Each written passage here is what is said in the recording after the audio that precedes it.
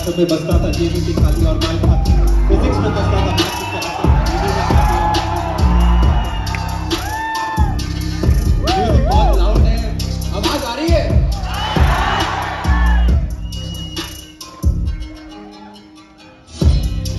दोबारा स्टार्ट कर देते हैं क्योंकि आप चिल्लाए मैं लिरिक्स भूल गया हूं। मेरी आवाज आ रही थी जो मैं बोल रहा था? एक थीम बता देते हैं। ये बेसिकली हम सबकी जर्नी है जो हम 10th 11th 12th और कॉलेज के अंदर आते हैं। लिरिक्स कुछ इस प्रकार से, वो शायद समझ ना आए तो मैं बता दूं। हंसना मत एक तो, ठीक है?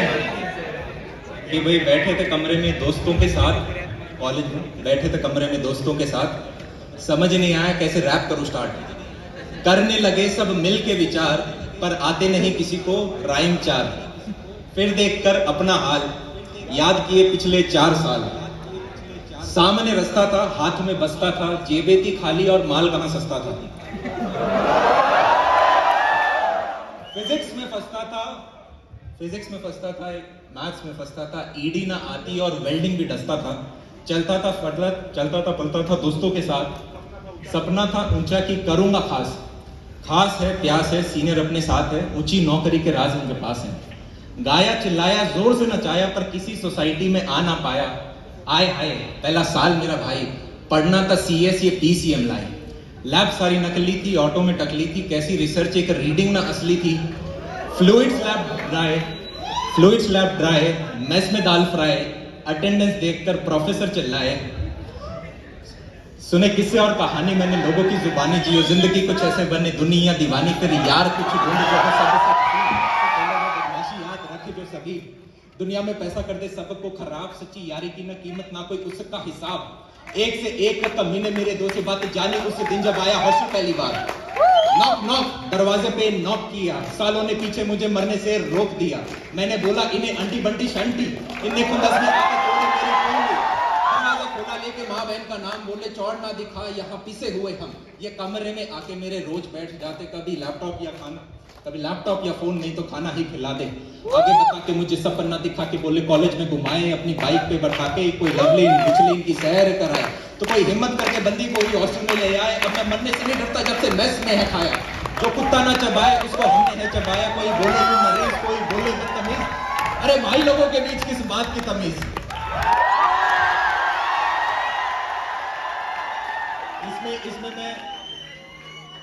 इसमें रैप का जो है इसमें मेरे एक सीनियर का भी बहुत ज्यादा कंट्रीब्यूशन है जिन्हें मैं क्रेडिट्स देना चाहूंगा। राइट, हमने उनसे सीखा, आप अपने अपने रैप बनाओ। और इनफैक्ट इसे भी जो शुरुआत में हमने कही, एक 10वीं के आगे बच्चों के लिए भी एक बार किया था कि भाई आओ 6 साल पुरानी है ये कहानी टाइप करके। एक दूल्हे ने पहनी एक नई शेरवानी, क्या है कि हम 10वीं में आते हैं, 11वीं में आके एक नई शेरवानी बनाई जाती है साइंस कॉमर्स या आर्ट्स की, ठीक है। 10वीं थी अब बात पुरानी, बस में नहीं थी मेरी कहानी, दुल्हन आई है कौन अनजानी, नसीब मेरा सोया, बाल विवाह होया, सब खरे देखे मैं बार बार रोया। मुझे मिला धोखा लगातार रोका, ना पसंद मुझे फिर भी थोपा।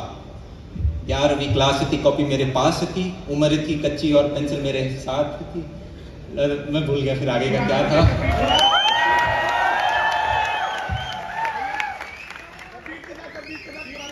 बीट के साथ मेरे को पता नहीं आवाज आ रही थी लास्ट तक। एक कर सकते हैं अगर स्टेज पर टाइम है तो कर सकते हैं, ठीक है? चलो करके देखें। अब तो आपको चलो लिरिक्स भी समझ आएंगे। मैं बोल सकता हूँ पर मैं बहुत फास्ट में बोल जाता हूँ।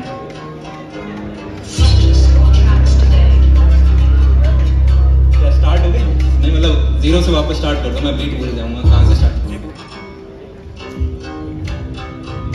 और जाने मनो कैसे हो।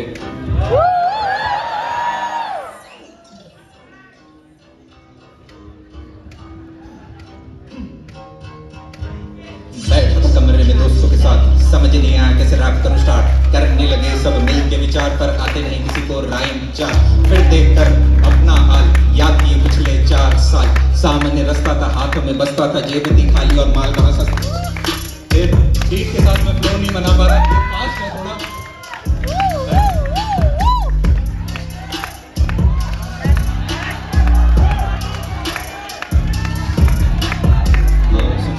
अपनी जुबानी 6 साल पुरानी है ये कहा। अरे यार अब बस ठीक है छोड़ो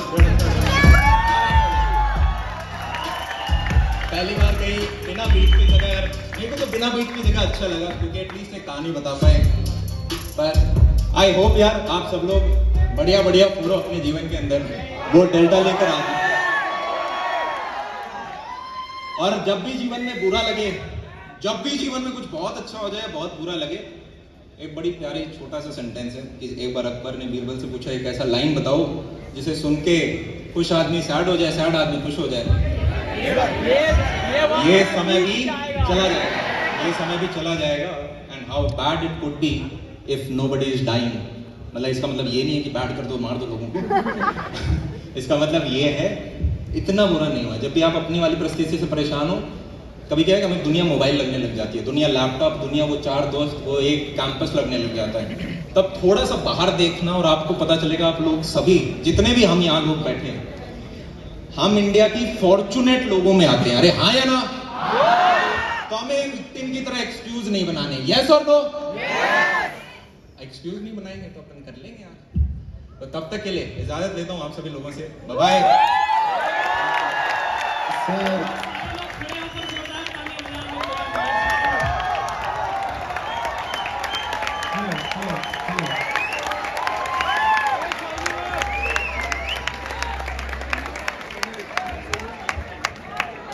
ऑलराइट, सेल्फी ले लें।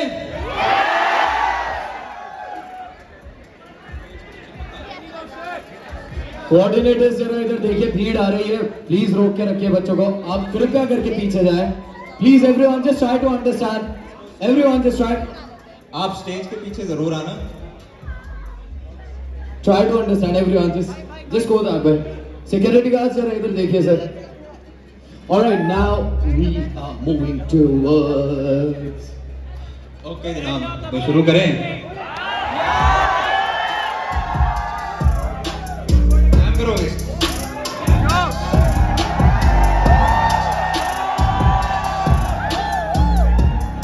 तो जनाब आज हम आए हैं जलंधर पंजाब और यहाँ पर हमें मिले हैं ये सारे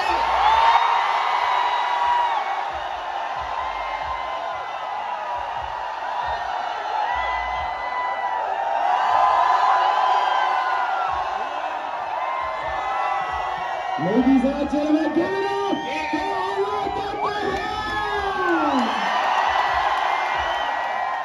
सेमिनार नंबर 99 और मजा आ गया जलंधर के अंदर आप सभी बच्चों के साथ मिलके। I wish you all the very best आने वाले 4-5 सालों के अंदर। Bye bye, take care.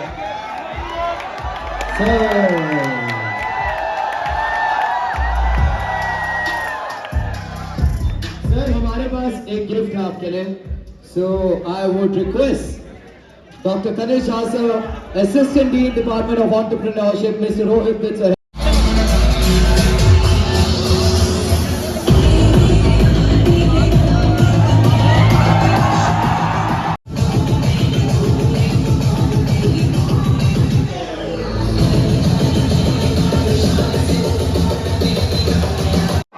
Ladies and gentlemen, with the loudest possible round of applause.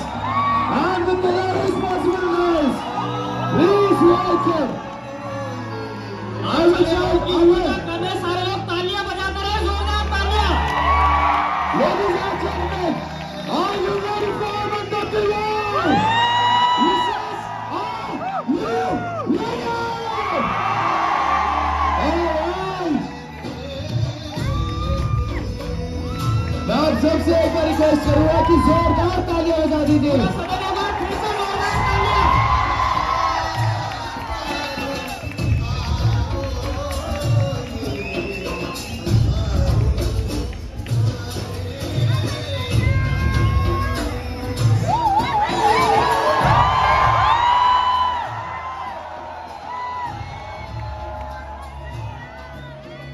अच्छा ठीक है। So we want to show Mr. Anmol Rastogi, the student coordinator, जिन्होंने अमन दत्तरवाल भैया को आज यहाँ पे बुलाया। आप लोगों की तालियां बजती रहनी चाहिए साथ साथ में।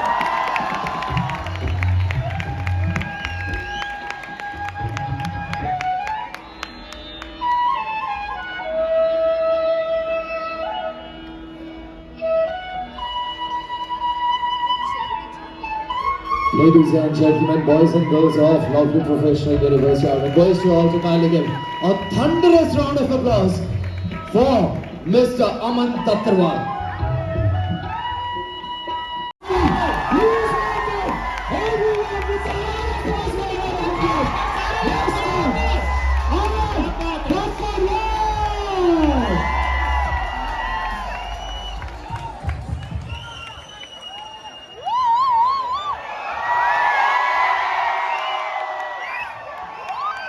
सर कैसा लग रहा है आपको लवली प्रोफेशनल यूनिवर्सिटी में आके? बहुत ज्यादा अच्छा लग रहा है।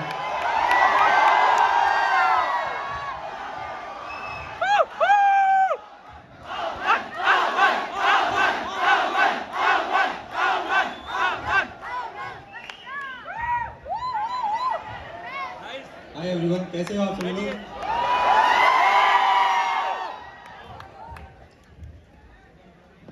मेरे को समझ नहीं आ रहा स्टार्ट कहाँ से करने हैं कुछ।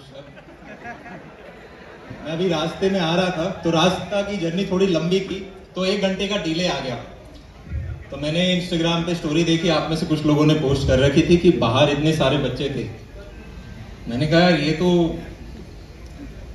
कितने हो आप सभी? आई गेस यहाँ पे 2000 के करीबन बच्चे, यहाँ पर 4-5 हजार। भाई साहब, ये आज 99 सेमिनार हम ले रहे होंगे और एक एक्सरसाइज है जो कि किसी भी यूनिवर्सिटी या कॉलेज में हम जाते हैं तो सबसे पहले करते हैं, जो कि होता है कि एनर्जी चेक कर लेते हैं एक बार बच्चों में कितनी है।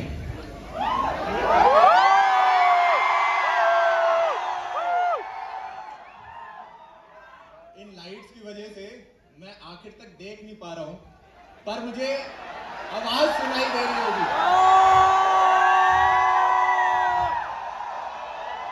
तो सबसे पहले ये नंबर 1 पे आ रहा था थापर यूनिवर्सिटी, सबसे ज्यादा एनर्जी पे। फिर 1 महीने पहले मैं बैंगलोर में गया, वहां था RVCE कॉलेज और उन्होंने उसका जो रिकॉर्ड था वो ब्रेक कर दिया। क्या आज हम RVCE का रिकॉर्ड ब्रेक कर सकते हैं? मुझे लगता है कि कर सकते हैं।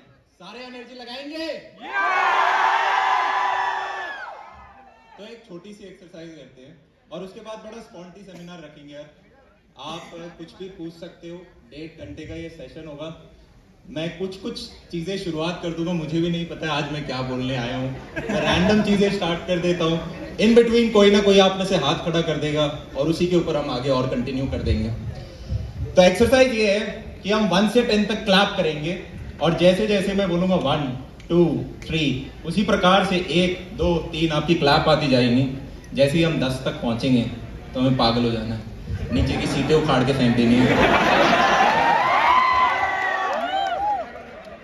और 10 के बाद चेक हो रहा होगा कि भाई एनर्जी लेवल कितना है। तो स्टार्ट करें, हाँ या ना? ऊपर तोड़ नहीं देना उसको। ओ भाई साहब, 1 2 3 4 5 6 7 8 9 10।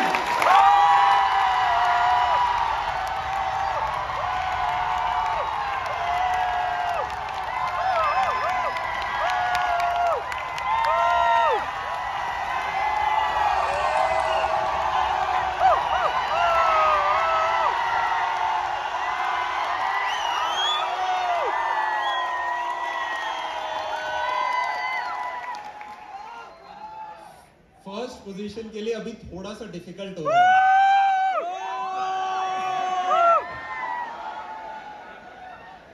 देखो थापड़ से लाउड था, फर्स्ट पोजीशन से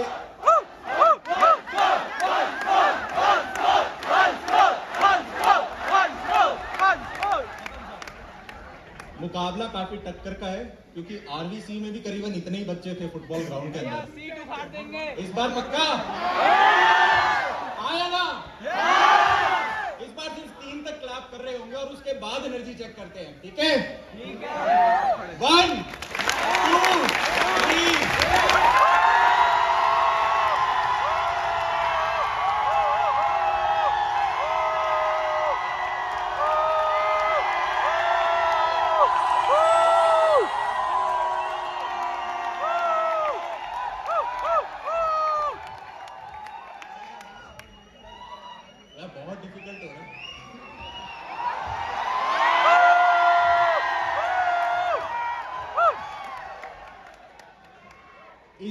एक टाई ब्रेकर अभी मैं दे सकते हैं।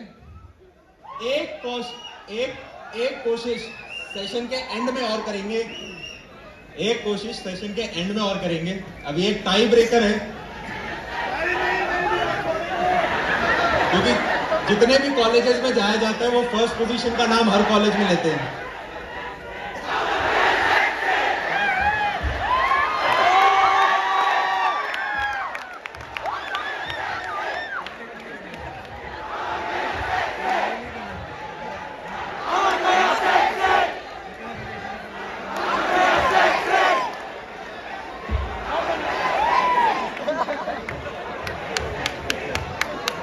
तो जनाब अब शुरुआत करते हैं।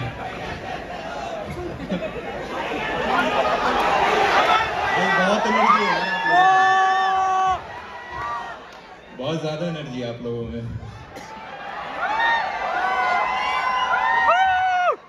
अब इन्होंने मुझे कुछ 1 से 1.5 घंटा दिया है आप सभी लोगों के साथ, और मैं कोशिश करूंगा कि कुछ चीजें आपके साथ शेयर कर पाऊं, और उनमें से जो आपको ठीक लगे वो आप अपने साथ लिख के चले जाना। और आई होप आप अपने जीवन में आगे उसे इम्प्लीमेंट करके अच्छी बड़ी ऊंचाइयों पे जा रहे हो। तो स्टार्ट करते हैं स्टोरी टेलिंग के साथ। और स्टोरी टेलिंग है जो मेरी पिछले 7 साल की जर्नी रही है, उसमें कहाँ पे क्या क्या गड्ढे आए। भैया पता अब आ रही है आवाज? आवाज नहीं आ रही? Check check check. आ रही है लास्ट तक आवाज? आ रही है? और अब आ रही है आवाज लास्ट तक? आ रही है, चलो ग्रेट, बहुत बढ़िया। शुरुआत करते हैं। और यहाँ पे कॉलेज के प्रोफेसर्स भी बैठे हैं। नहीं बैठे तो हैं, बैठे। जितने प्रोफेसर्स बैठे होते हैं उतना नाप नाप के बोलना होता है। तो 2015 के अंदर यार मेरा इंजीनियरिंग कॉलेज जो था फर्स्ट ईयर स्टार्ट हुआ था। और एक चीज जो मैंने पिछले 7 सालों में देखी है वो ये कि जितनी एनर्जी हमारे अंदर कॉलेज के अंदर होती है, जितनी फायर होती है पहले के अंदर कि यार हाँ मेरे को कुछ अलग करना है, मेरे को कुछ डेल्टा अलग लेकर आना है। डेल्टा है डिफरेंस आपके और बाकी लोगों के बीच में। तो बंदा फर्स्ट ईयर के अंदर आता है इस सोच के साथ कि यार मैं नए नए दोस्त बनाऊंगा, नई नई चीजें एक्सप्लोर करके देखूंगा, शायद मुझे कुछ ऐसी चीज मिले जिसके ऊपर मैं काम कर रहा हूँ, शायद मुझे कोडिंग में ही बहुत ज्यादा मन लग जाए, क्या मैं प्लेसमेंट्स बहुत अच्छी निकाल सकता हूँ। आप में से कुछ होंगे जो गवर्नमेंट जॉब्स के पीछे कि यार मेरे को यूपीएससी निकालना है, एसएससी निकालना है, सीजीएल निकालना है, मुझे ये बेल्ट की जॉब चाहिए। मुझे यहाँ पे कितने हैं जो कि गवर्नमेंट जॉब्स के लिए पढ़ाई कर रहे हैं? कितने हैं जो गवर्नमेंट जॉब्स के लिए पढ़ाई कर रहे हैं? कभी भी किसी को मत बताना कि गवर्नमेंट जॉब की तैयारी कर रहे हो, हाथ नीचे कर लो, ठीक है? वरना यही आस पड़ोस के दोस्त second year, third year, fourth year, college के बाद तक पूछते रहेंगे भाई क्या हुआ, नहीं हुआ, ओहो कोई नहीं यार, तेरे में दम है यार, तू अगले साल निकाल लेगा। कभी स्पेशली सरकारी वाले, कभी किसी को मत बताओ कि मैं सरकारी की तैयारी कर रहा हूँ। अब नेक्स्ट वाले पर अभी बता देना कितने हैं जो प्लेसमेंट्स की तैयारी कर रहे हैं, और कितने हैं जो खुद के वेंचर्स के ऊपर स्टार्टअप वगैरह।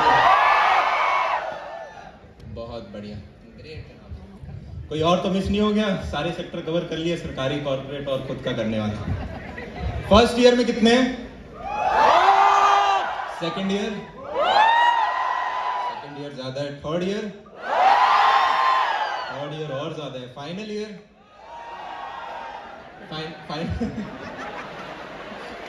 कोई बात नहीं, फाइनल ईयर में प्लेसमेंट्स भी होते हैं, अभी पढ़ना जरूरी है। तो 12th तक यार मैं, खैर ये स्टोरी बहुत ज्यादा बार रिपीट कर चुका हूं तो मैं बोर नहीं करूंगा, सिर्फ की पॉइंट्स के ऊपर आपके पास आ रहा हूँ।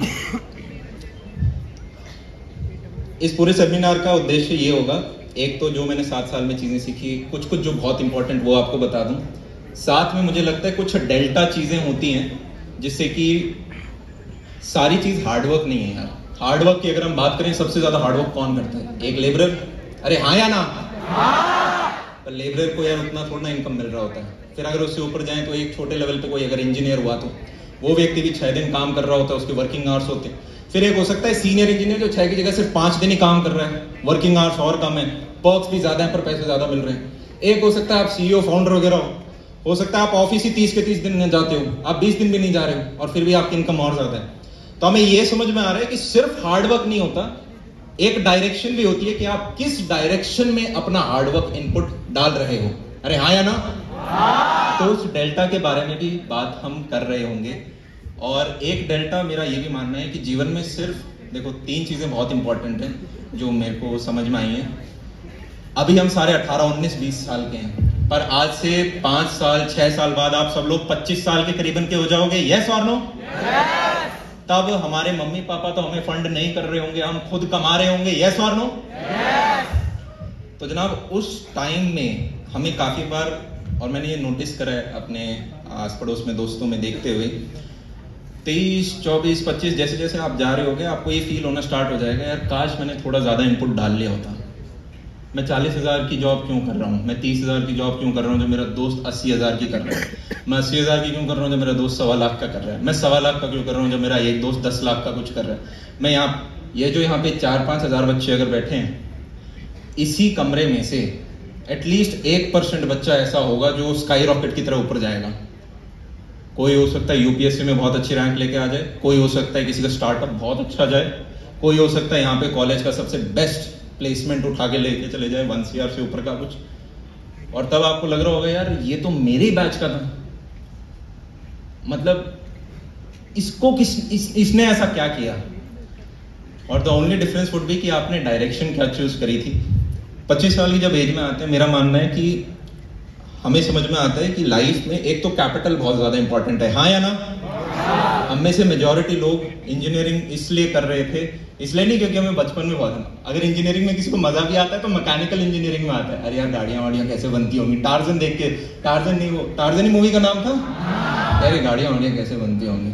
पर जैसे जैसे आते हैं फिर पता चलता है यार पैसे के लिए CS में ही हमें जाना पड़ेगा, तो CS ब्रांच को क्रॉप करते हैं। तो कैपिटल इज वेरी इंपॉर्टेंट, क्योंकि कैपिटल एक टूल है, जैसे एक फॉर्क होती है मैगी खाने के लिए, उसी प्रकार से उस टूल से आपके कपड़े भी आएंगे, तो आपकी रोटी भी आएगी, आपकी दाल भी आएगी, आप अपना घर परिवार भी चलाओगे, आपके हेल्थ मेडिकल इश्यूज, कल को आपके पेरेंट्स बीमार हो रहे होंगे तो वो सारे एक्सपेंसेस फिगर आउट करना, वो सारा आपका कैपिटल मैनेज कर रहा होगा, बहुत इंपॉर्टेंट। सेकेंड एक और एस्पेक्ट जो बहुत इंपॉर्टेंट है वो ये कि फैमिली, कि आपके फैमिली कितनी स्ट्रांग आपने बना रखी है। ये एक ऐसा एस्पेक्ट है जो कि जब मैं खुद कॉलेज में होता था तो इतना नहीं देखते थे।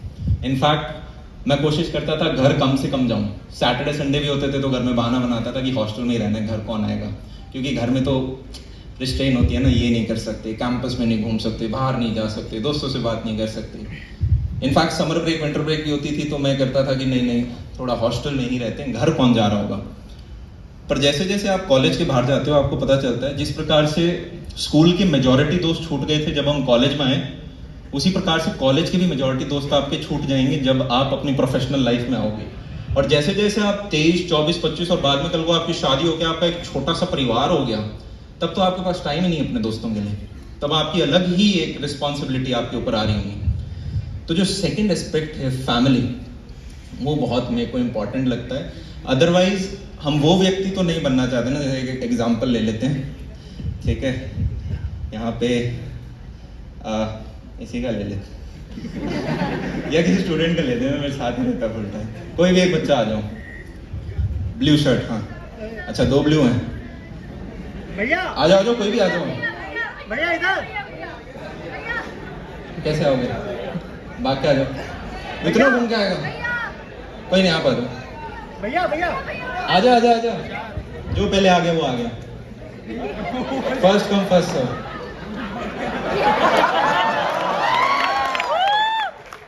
ऐसे ही होता है जीवन में, जो पहले आ जाता है ना, राइट। तो एक इंपॉर्टेंट लेसन हमें क्या मिला, ये कोई अपॉर्चुनिटी नहीं थी, पर जीवन में ऐसे ही अपॉर्चुनिटीज आएंगी।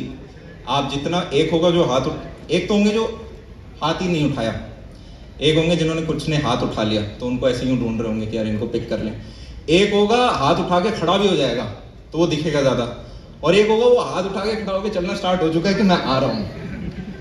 तो आपके अंदर कितनी भूख है उस हिसाब से, ठीक है, तो चलो है। और एक होती है जिद भी कि मैं नहीं जा रहा, आप ये भी बहुत जरूरी है, स्टबर्न रहना, जिद्दी रहना। तो चलो दोनों का एग्जाम्पल ले लेते हैं। मान लो इन दोनों ने जीवन में 200 करोड़ रुपए कमा लिए, ठीक है। तो कैपिटल तो इन्होंने सिक्योर कर लिया, पर इन दोनों की बीवियां इन्हें मारती हैं। तो क्या हम बोल सकते हैं कि यार ये एक फुलफिल्ड जीवन जी रहे हैं? शायद कैपिटल के टर्म्स में सक्सेसफुल हो गए, पर क्या फुलफिल्ड जीवन जी रहे हैं? या इनके मम्मी पापा इनसे कुछ नहीं, अलग रहते हैं? तो क्या ये फुलफिल्ड जीवन जी रहे हैं? या फिर मान लो इन्होंने 200 करोड़ रुपए कमा लिए, पर 35-40 की एज में हेल्थ इतनी खराब कर ली कि नीचे से अगर कुछ उठाते भी हैं तो कमर बोल जाती है। तो क्या ये फुलफिल्ड जीवन जी रहे हैं? तो यहां से हमें 3 चीजें समझ में आई कि एक तो कैपिटल इंपॉर्टेंट है, सेकंड फैमिली बहुत इंपॉर्टेंट है, और थर्ड हेल्थ बहुत इंपॉर्टेंट है। और इन तीनों के around he, thank you very much in दोनों के लिए तालियां। जब भी जीवन में कोई अपॉर्चुनिटी मिले, हाथ उठाओ, खड़े हो जाओ और चल पड़ो उसकी तरफ, एग्जीक्यूट कर दो। मेरा मानना यह है कि 24 घंटे अगर हम देख लें, करीबन 8 घंटे तो हम रेस्ट करते हैं, बच गए कितने? 16 घंटे। जब आप 25 की एज में चले जाओगे, क्या मैं कह सकता हूँ 8 से 10 घंटे तो यार आप जॉब कर रहे होगे? अरे हाँ, या ना, 8 घंटे काम किया, 1-2 घंटे ट्रैवलिंग, और जो बचा हुआ टाइम है वो आपका फैमिली के साथ जा रहा होगा। तो मेजॉरिटी टाइम आपका स्प्लिट हो रहा होगा, पहला आपका करियर क्या है और दूसरा आपकी फैमिली में, और इन्हीं के साथ आपको अगले 40 साल समय बिताना है, हाँ या ना? 25 से लेके 65 तक इसी में टाइम हम लगा रहे होंगे। तो क्या मैं बोल सकता हूँ ये 2 डिसीजन आपके लाइफ के सबसे इंपॉर्टेंट डिसीजन है कि आप क्या काम कर रहे हो। और देखो, बाकी सारे रिश्ते तो भगवान बना के देता है, एक रिश्ता आप भी करते हो, ठीक है? तो वो रिश्ता आपके किसके साथ हो रहा है? अगर आपने 2 डिसीजन ठीक सिक्योर कर लिए तो ये भी किसी प्लेसमेंट क्रैक करने से छोटी की चीज नहीं है। क्या हमें ये चीज समझ आ रही है? एक छोटा सा एग्जांपल, हमारे इंडियंस की यार सबसे स्ट्रॉन्ग चीज जो मुझे लगती है वो ये है कि हमारा कल्चर हमें ये कहता है कि हमें अपने पेरेंट्स के साथ जुड़ के रहना है। अरे हाँ है ना? हमारे माँ बाप जितना पेन, स्ट्रेस और जितनी एनर्जी लगा रहे होते हैं एक बच्चे को छोटे से लेके स्कूल पूरा कराने में, फिर कॉलेज पूरा कराने में, इतना शायद वेस्ट में नहीं होता। वो तो कह देते हैं 14 साल की उम्र, चलो बेटा अब अपना खर्चे खुद देखना स्टार्ट करो, 17-18 में तो बेटा अब तुम अलग रहो। वहाँ तो मम्मी पापा के साथ रहना एक इंसल्ट की सी बात है कि अभी भी अपने मम्मी के घर रहते हो। पर यहाँ पे एक डिफरेंस है। मैं वो जो कॉलेज में यूँ सोचता था कि घर नहीं जाना है क्योंकि दोस्तों के साथ शायद, या कॉलेज में ज़्यादा मज़ा आ रहा होगा, अब एकदम उल्टा व्यक्ति बन गया हूँ। क्योंकि जो पेरेंट्स हैं वो आपकी सबसे स्ट्रॉन्गेस्ट बैकबोन बनते हैं। आज के दिन भी अगर मेरी डेली जो लाइफस्टाइल है उसमें से मेरे मम्मी पापा अपना हाथ पीछे खींच लें तो मैं तो अपने काम नहीं कर पाऊँ। मैं अगर ऑर्गेनाइजेशन भी आज के दिन रन कर रहा हूँ तो मैंने अपने पापा को कह रखा है कि भाई VRS दे दो और अब टोटल इसके अंदर आओ।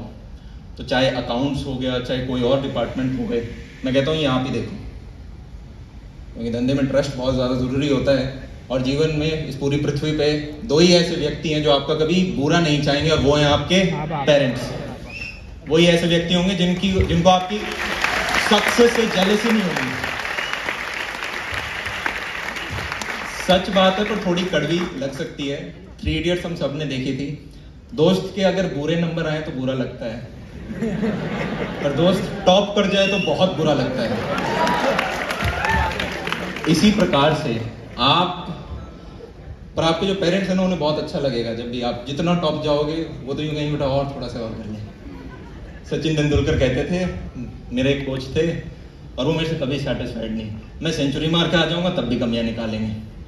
क्यों? क्योंकि वो चाहते हैं कि थोड़ा सा और इम्प्रूवमेंट हो जाए। वहीं दोस्तों का वो कहेगा, अरे यार पढ़ रहा है तू, हैं पढ़ रहा है भाई, ये पढ़ाई कर रहा है भाई, देख ले इसको, सांप पढ़ रहा है।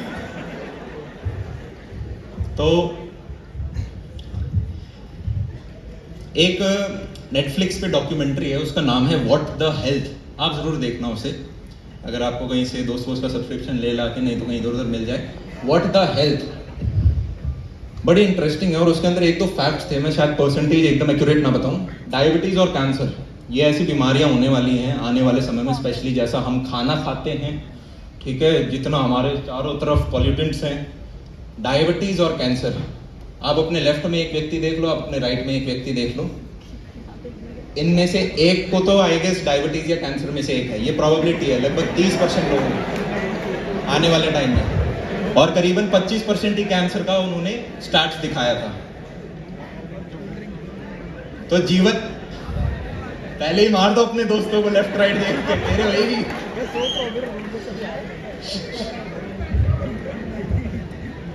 तो अरे अरे अरे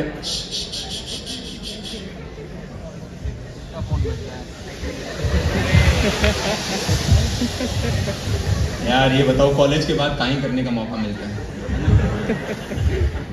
तो एक तो बड़ा गड्ढा हो गया 25% का, एक बड़ा गड्ढा हो गया करीबन 30-33% का। और आज के दिन हम काफ़ी सारी चीज़ें, स्पेशली हमारे टीवी शोज हो गए, मूवीज़ हो गए, ये काफ़ी वेस्ट किसी आती हैं, अरे हाँ ना, हॉलीवुड से इंस्पायर्ड होते हैं। तो मुझे लगता है जो हम देखते हैं स्पेशली मूवीज़, वो हमें या हमारी आइडियोलॉजी को काफ़ी ज़्यादा अफेक्ट करते हैं। और यहाँ पे एक चीज़ को आपको बड़ा ध्यान रखना है, इस एरा को इंफॉर्मेशन एरा भी कहा जाता है, डिजिटल एरा भी कहा जाता है। आज के दिन आपके पास इतनी इंफॉर्मेशन है कि आप डिसाइड कर सकते हैं मुझे इस कल्चर से ये चीज़ अच्छी पिक करनी है, मुझे इस कंट्री से ये अच्छी चीज़ पिक करनी है, मुझे इस रिलीजन का ये चीज़ अच्छा लग रहा है, और आप अपना खुद का एक कस्टम बना सकते हो जो आप और आपकी फैमिली इंप्लीमेंट कर सकते हो। अरे हाँ या ना? कोई चीज़ दिल पे मत लेना, पर ऐसे कंट्रीज हैं जहाँ पर आप मल्टीपल शादी अगर करते हो तो कोई दिक्कत नहीं है, पर अगर आप वो सेम चीज़ करो तो शायद आपके फैमिली में वो अलाउड ना हो। हाँ या ना? उसी प्रकार से वेस्ट की भी कुछ चीजें अच्छी हो सकती हैं, पर काफी सारी चीजें शायद डैमेजिंग हो। वो आपको खुद फिल्टर आउट करना है कि व्हाट वर्क्स फॉर यू और क्या वर्क नहीं। मैं ऐसे ही देख रहा था, उधर का डाइवोर्स रेशो क्या है यूएस का, 40% से ऊपर था। 40% से ऊपर? फिर एक कंट्री मिली मुझे लग्जमबर्ग करके, उसका 70% से ऊपर। मैंने कहा कर क्यों रही है शादियां, इन्हें तो पता है होना है। मतलब अगर आपको पता हो कि भाई यहाँ से उठ के मैं उस गेट तक जाऊंगा तो पक्का 50% प्रोबेबिलिटी है कोई मार देगा, आप जाओगे वहां तक? और यहाँ पे दुनिया और डॉक्टर चिल्ला चिल्ला के बोल रहे हैं 25% तो ये बीमारी 25% में तो यहाँ फंसोगे, 33% इसमें फंस जाएंगे, और वेस्ट का डाइवोर्स और पकड़ के लिया और 40% इसमें फंस जाएंगे। तो 3 गड्ढे स्किप कैसे करेगा एक इंडिविजुअल? मान लो यहाँ पे एक व्यक्ति है, बहुत अच्छी पढ़ाई कर रहा है और उसने एक बहुत बढ़िया सा प्लेसमेंट ले लिया, माइक्रोसॉफ्ट, गूगल, फेसबुक, किसी कंपनी, अमेजोन के अंदर अच्छा पैकेज ले लिया, 1-2 साल काम किया, फिर कहा मैं बाहर जाके एमएस करूँगा। बाहर जाके अच्छे से एमएस करके उधर और बढ़िया नौकरी उसने पकड़ ली। वो 25, 28, 30, 33, 35 का हो गया, और 35 में हो गया उसका क्या, डाइवोर्स। तो उसने जितना भी पैसा कमाया वो बाद में सारा किस में लगा देगा, लीगल में, लॉ सूट के अंदर, और अकेला बैठा होगा 35 की उम्र में, सोच रहा है क्या है, ठुकरा के मेरा प्यार, मेरा नहीं लगता है दोनों जेंडर्स के लिए होना चाहिए, बट ठीक है चलो जैसा है। तो बहुत इंपॉर्टेंट है, चाहे आपकी आज उम्र 19, 20, 21, हमारी जो भी उम्र है 18, पर आज ही से आप ये थोड़ा थोड़ा सोचना शुरू कर दो कि मेरी जिंदगी क्या है, मैं कौन हूं, मैं क्या चाहता हूं अपने लिए। मैं 25 की उम्र में कैसा देखता हूं अपने आप को, मैं 30 में क्या चाहता हूं, मैं 40 में क्या चाहता हूं। मैंने रिसेंटली एक चीज एक वीडियो में भी कवर करी थी कि व्हाट इज हेल, भाई नरक क्या है। तो किसी व्यक्ति ने कहा नरक वो जीवन का आखिरी दिन है जब आप अपने उस वर्जन से मिलते हो जो आप बन सकते थे। जीवन के आखिरी दिन जब हम अपने उस वर्जन से मिलते हैं कि यार मैं ये बंदा भी बन सकता था, पर उस दिन एक ही दिन बचा होता है तो आप कुछ कर नहीं सकते, वो है नरक। आज से 20 साल 30 साल बाद आपको सबसे बुरा उन चीजों के बारे में लग रहा होगा जो आपने नहीं करी, उन चीजों के बारे में नहीं जो आपने कर दी, उन चीजों के बारे में लग रहा हो। किसी ने वॉरेन बफेट से पूछा था आपकी आज तक की सबसे खराब इन्वेस्टमेंट कौन सी है, तो वॉरेन बफेट ने कहा मेरी सबसे खराब इन्वेस्टमेंट वो नहीं है जो मैंने कर दी और जिसमें थोड़ा बहुत नुकसान हो गया। सबसे खराब इन्वेस्टमेंट वो है जहां पे मुझे पता था ये मुझे करनी चाहिए, पर किसी भी कारणवश से मैंने उसमें पैसा नहीं डाला। मेरी वो सबसे खराब इन्वेस्टमेंट है जो मैंने करी ही नहीं, जो मैंने एग्जीक्यूट ही नहीं करी। तो आज से 30 साल बाद आपको यूं नहीं लगना चाहिए कि यार उस टाइम था, कर लेना चाहिए था। समझ रहे हो? हमारी जब हम 11th-12th में होते थे ना, तो स्कूल के अंदर वो होता है ना, एक आवाज़, हर क्लास की एक आवाज़ होती है, ठीक है। मतलब कुछ ऐसी आवाज़ हो तो निकालने में बड़ी मुश्किल है। जब हम शायद 9th और 10th में थे एक हमारी क्लास में लड़का होता था संदीप नाम करके, वो एक आवाज निकालता था uh, yes sir, no sir, okay, हर एक चीज में अर लगाता था वो।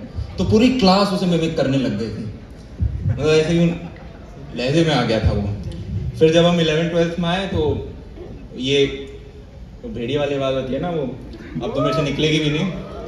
हाँ, वो टीचर गया और बाद में वो स्टार्ट। फिर बीच में मेंढक भी बने थे हम कुछ समय के लिए, ठीक है। फिर वो जीप से एक आवाज, वो ऐसे करके इनके बस यार प्रोफेसर्स बैठे हैं तुम लोग। फिर बीच में वो भी एक गाना आया था ना, जहाँ पे वो टेबल पे आप करते हो हाँ, वो सारे बड़े मजे आते थे। कॉलेज में और कर सकते हैं। तो अब आते हैं नेक्स्ट चीज़ के ऊपर। कॉलेज के अंदर जब मैं था यार, तो स्कूल में बड़े शर्मीले थे, तो ये सोचा कि कॉलेज में आके शर्माहट को कैसे हटाएं। किसी ने कहा शीशे में बोलो। अब जब शीशे में बात करनी स्टार्ट करी, बड़ा क्रीपी लगता है खुद से बात करने, क्या कैसे अजीब सा लग रहा है। फिर एक और उपाय ये था कि जैसे हम सब बता देते हैं कि यार इसने इस मूवी के अंदर बड़ी खराब एक्टिंग करी, ये एक्ट्रेस ने अच्छा काम नहीं किया, ऑल्दो चाहे हमें एक्टिंग बिल्कुल ना आती हो, पर हम अगले को जज कर लेते क्योंकि हमने बहुत सारी मूवी देख ली है। इसी प्रकार से जब आप अपने खुद का वीडियो शूट करके और उसे खुद देखते हो तो आपको और कमियां दिखने लग जाती हैं क्या, और जब आप बार बार देखते हो तो फिर आप इंप्रूव कर सकते हो उसके अंदर। तो उस चीज़ के साथ मैंने सोचा कि इस चीज़ के ऊपर वीडियो बना सकते हैं अपने से, कॉमेडी वगैरह ये सब तो होगा नहीं।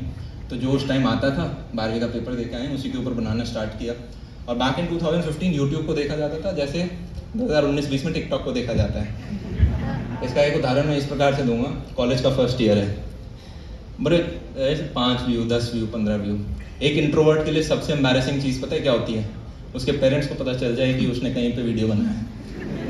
उसके माँ बाप देख लें वीडियो में, इनको कैसे पता चल गया 5 तो व्यू आ रहे हैं, और वो 5 मेरे ही होते थे। रिफ्रेश करके देख रहा हूँ कितने बार, पर शायद पता नहीं क्या तुक्का लगा, मम्मी ने मेरा ही नाम सर्च कर रही थी क्या। हमने कहा चलो ठीक है बेटा बनाया करूँगा। मैं इतना क्लास का एक वो भोला बच्चा नहीं होता जो बचपन से ज़्यादा भोला जितना होना नहीं चाहिए। तो मेरे पापा को बड़ी टेंशन होती थी कि यार इसका जीवन में बड़े होकर नुकसान कर देंगे लोग, इसको थोड़ा सख्त बनाना पड़ेगा।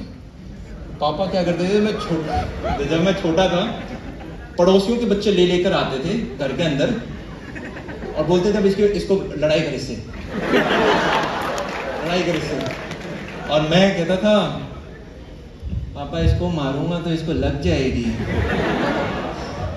इतने में अगला मार देता था। पापा ने कहा ये एक बार की सही की बात है। मैंने कहा अगले को लग जाएगी, वो छोटा सा बैट था उसने बैट की दे के मारी मुझे। फिर पापा ने कहा इसको स्पोर्ट्स में डालते हैं, स्पोर्ट्स में हारेगा जीतेगा, एग्रेशन आएगा। क्रिकेट, फुटबॉल, टेनिस में से टेनिस पिक किया क्योंकि उसमें कम लोग रिक्वायर्ड है खेलने के लिए। तो लगभग 7-1 साल गया हमारे घर के अंदर। सिंपल है, कोई बच्चा अगर पैदा हुआ है या तो उसको स्पोर्ट्स में भेज देंगे या फिर उसको बेल्ट की जॉब, आर्मी में जा, पुलिस में जा, इसके अलावा और कुछ नहीं। मेरे एक जीजा जी थे जो कि इंडियन टीम में आए, तो बस उसके बाद सारे स्पोर्ट्स के अंदर, और उसके बाद आर्मी, और उसमें सब हैं तो सब उसी डायरेक्शन में। तो 7 साल खेलो। पापा का बस एक शर्त होता था, खेलो तब तक बस मैथ्स और इंग्लिश में अच्छे नंबर आने चाहिए। पापा ने कहीं किसी सेमिनार में सुन लिया था कि अगर आपकी मैथ्स और इंग्लिश ठीक है तो आप कोई भी एग्जाम क्रैक कर सकते हो, चाहे वो कैट हो चाहे वो सरकारी एग्जाम हो, सब में मैथ्स और इंग्लिश ही पूछते हैं। तो जैसे 10th में पहुंचे पापा ने कहा कि बेटा रॉजर फेडरर आप बनोगे नहीं, लेंडर पेस मुझे बनाना नहीं।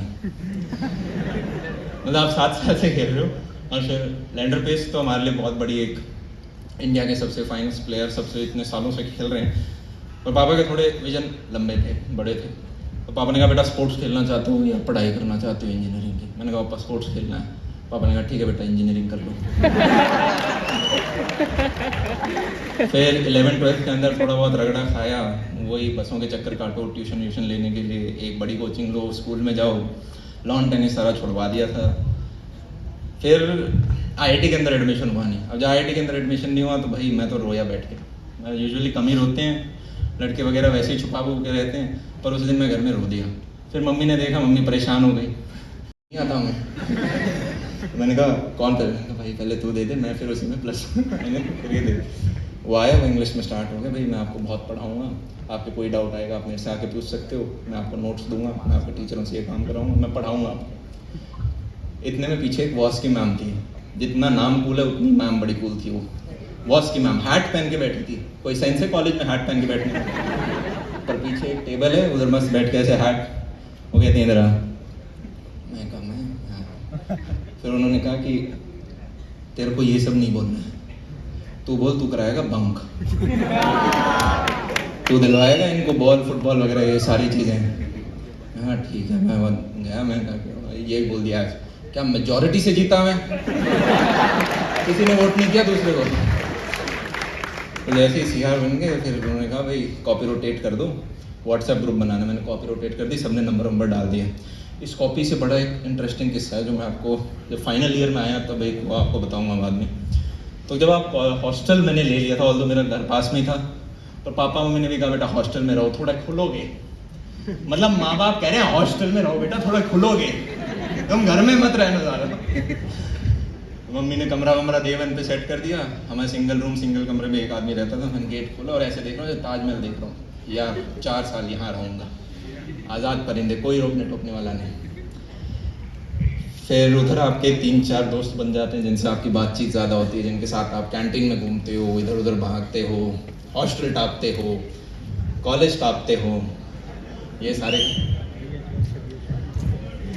मैं भूल जाता हूँ यार, तुम सीटी मारते हो मैं भूल जाता हूँ, मैं भूल कर क्या बोल रहा था मैं, हॉस्टल। हाँ, तो इन्हीं 4 दोस्तों में से एक का नाम था अग्रिम। अरे बड़ा किस्सू, डिप्लोमेसी क्या होती है वो मैं इससे सीखा। मुझे नहीं पता था पहले डिप्लोमेसी क्या होती है, जितना ये डिप्लोमेट था ओहो।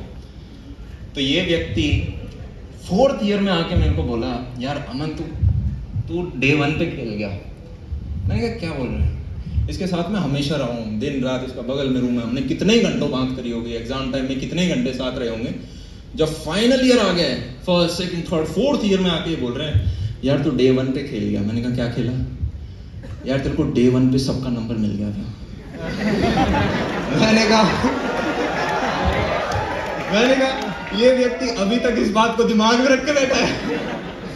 मेरा इंटरव्यू, मैंने कहा अच्छा आज बोला तूने 4 साल बाद।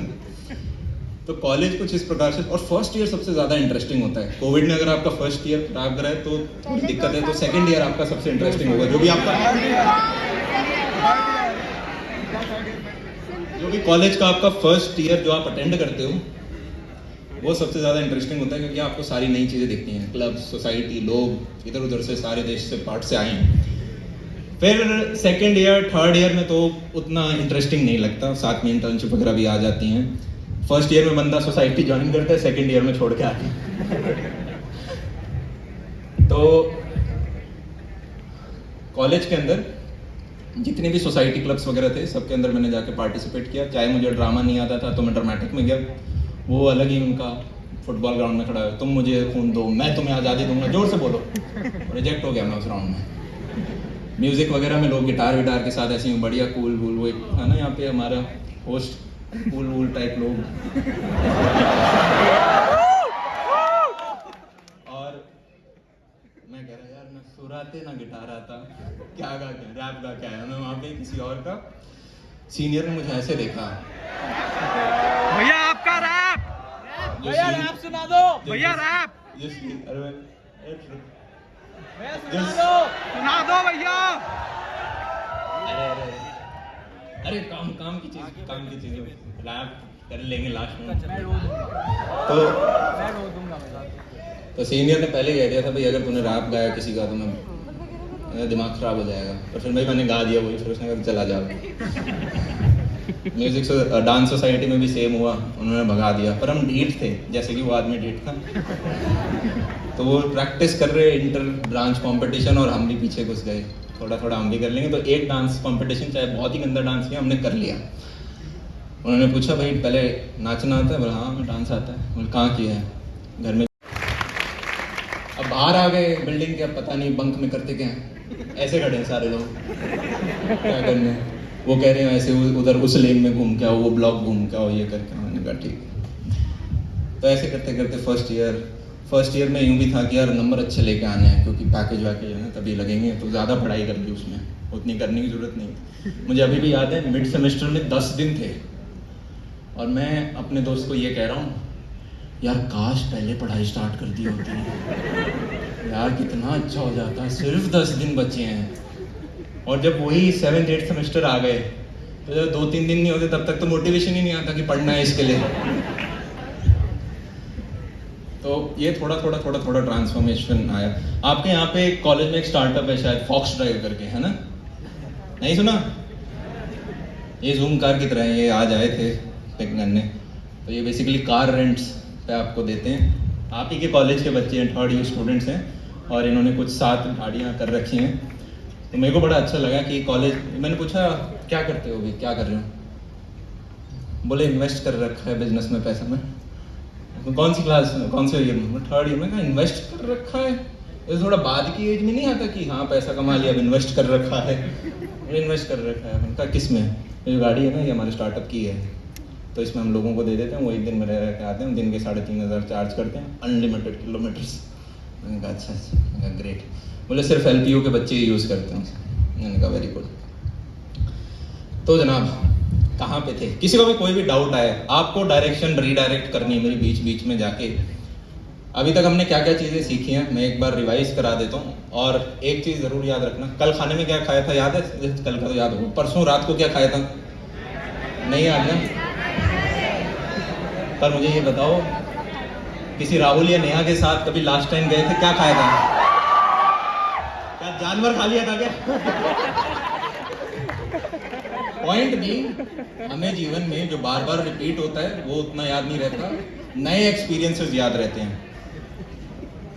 आई होप आप सारे के सारे 100+ साल जियो, पर जो असली जहाँ पे हार्ड गोटे चल रहे होते हैं वो शुरुआत के 60 साल होते हैं, हाँ या ना? उनमें से 20 निकल गए, 40 और बचे हैं। अपने को 40 के बाद ये नहीं सोचना कि यार, एक तो ये मेरे को बड़ा एक सेल्फ बिलीफ इशू होता था जब ऑब्वियसली शर्मीले थे कि कॉलेज के फर्स्ट ईयर में यार अपनी जॉब भी लगेगी क्या? एक तो जब आप 11th 12th में होते हो ना, बड़ा हार्ड होता है डाइजेस्ट करना, हम भी किसी दिन काम करेंगे, हमें भी ऐसे ऑफिस जाना होगा। मम्मी ने तो पहले दिमाग में इमेजिन कर रखा था सीरियल देख के, सूट वूट पहन के ऐसे ही बच्चा जाएगा मेरा, पर ऐसे ही खुद डाइजेस्ट, क्या हम जॉब करेंगे, हमारी शादियाँ होंगी, हम परिवार होंगे, ऐसे ही डाइजेस्ट नहीं होता, लगता है अभी तो स्कूल है।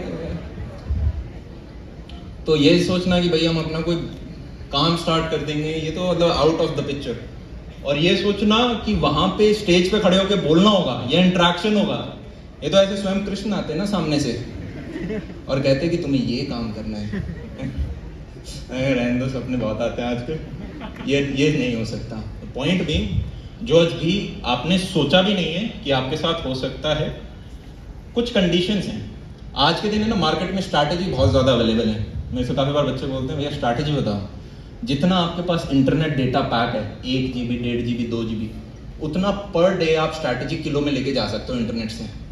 अरे हाँ या ना? सबको पता है एक्स चीज़ करनी है तो इसके लिए क्या करना है, गूगल कर लो पता चल जाएगा, यूट्यूब कर लो वीडियो में कोई बता रहा होगा। सबसे इंपॉर्टेंट क्या है? एग्जीक्यूशन। भाई कर दो, हाँ या ना? जैसे कि मान लो आप बहुत सारे बैठे हो और मैं कहूँ चलो हाथ खड़ा करके कौन ऊपर स्टेज पे आएगा, और आप में से बहुत सारे लोग दिमाग में सोच, सबको पता है स्ट्रैटेजी, खड़ा होना है, हाथ खड़ा करके, सीढ़ियों से इधर आना है, इधर इधर करके, और इधर मैं पहुंच जाऊंगा। सबको एग्जीक्यूशन पता है, पर कुछ होंगे जो स्टार्ट कर देंगे, फिर खड़े हो जाएंगे और कंसिस्टेंटली एक एक सीढ़ी कर करके यहाँ तक आ जाएंगे। तो आप सबको स्ट्रैटेजी पता है, पर कुछ होंगे जो ग्रैब करके एग्जीक्यूट कर देंगे। करियर और नेहा में सेम लॉजिक लगता है। अरे यार, अरे नेहा पे बस शुरू नहीं, समझो मान लो आप कॉलेज के फर्स्ट ईयर में आए, मैं तभी पूछ रहा था कितने प्रोफेसर्स बैठे। आप कॉलेज के फर्स्ट ईयर में आए, आपको राहुल अच्छा लगा, आपको नेहा अच्छा लगी, ठीक है। अब आप क्या करते हो? नेहा वहां खड़ी है स्टेज के सामने, आप क्या करते हो? अरे रुक तो जाओ, राम प्रसाद रुक जाओ। नेहा आगे खड़ी है, आप क्या करते हो? क्या आप पापा से पूछ के आते हो, पापा मैं नेहा से बात कर लूं, पापा नेहा से पूछ लूं मैं? ये तो नहीं करते। तो अगर आपको लाइफ में देखो, प्लेसमेंट्स बहुत इंपॉर्टेंट है और उसी को अपना मेजॉरिटी टाइम देना, पर अगर आप कॉलेज के फर्स्ट सेकंड ईयर में आपको दिख रहा है आगे मेरे पास 2 3 4 साल है, तो कोई हर्ज नहीं है दिन का अगर आप आधा घंटा 1 घंटा किसी साइड हसल के ऊपर लगा रहे हो, सैटरडे संडे पूरे लगा रहे हो, समर ब्रेक लगा रहे हो, विंटर ब्रेक लगा रहे हो, अरे हाँ या ना? क्योंकि जनाब अगर आपने करियर और लाइफ पार्टनर में कॉल के लिए खुद एक्शन नहीं लिया तो जनाब दुनिया धक्का देके आपको एक डायरेक्शन में तो डाल ही देगी। इतना अभी तक तो समझ गए होगे। इंजीनियरिंग में डाल दिया, जेई की पढ़ाई में भी डाल दिया था, उससे पहले साइंस स्ट्रीम में भी डाल दिया था, इसके बाद भी डाल देंगे। सब लोग कहते हैं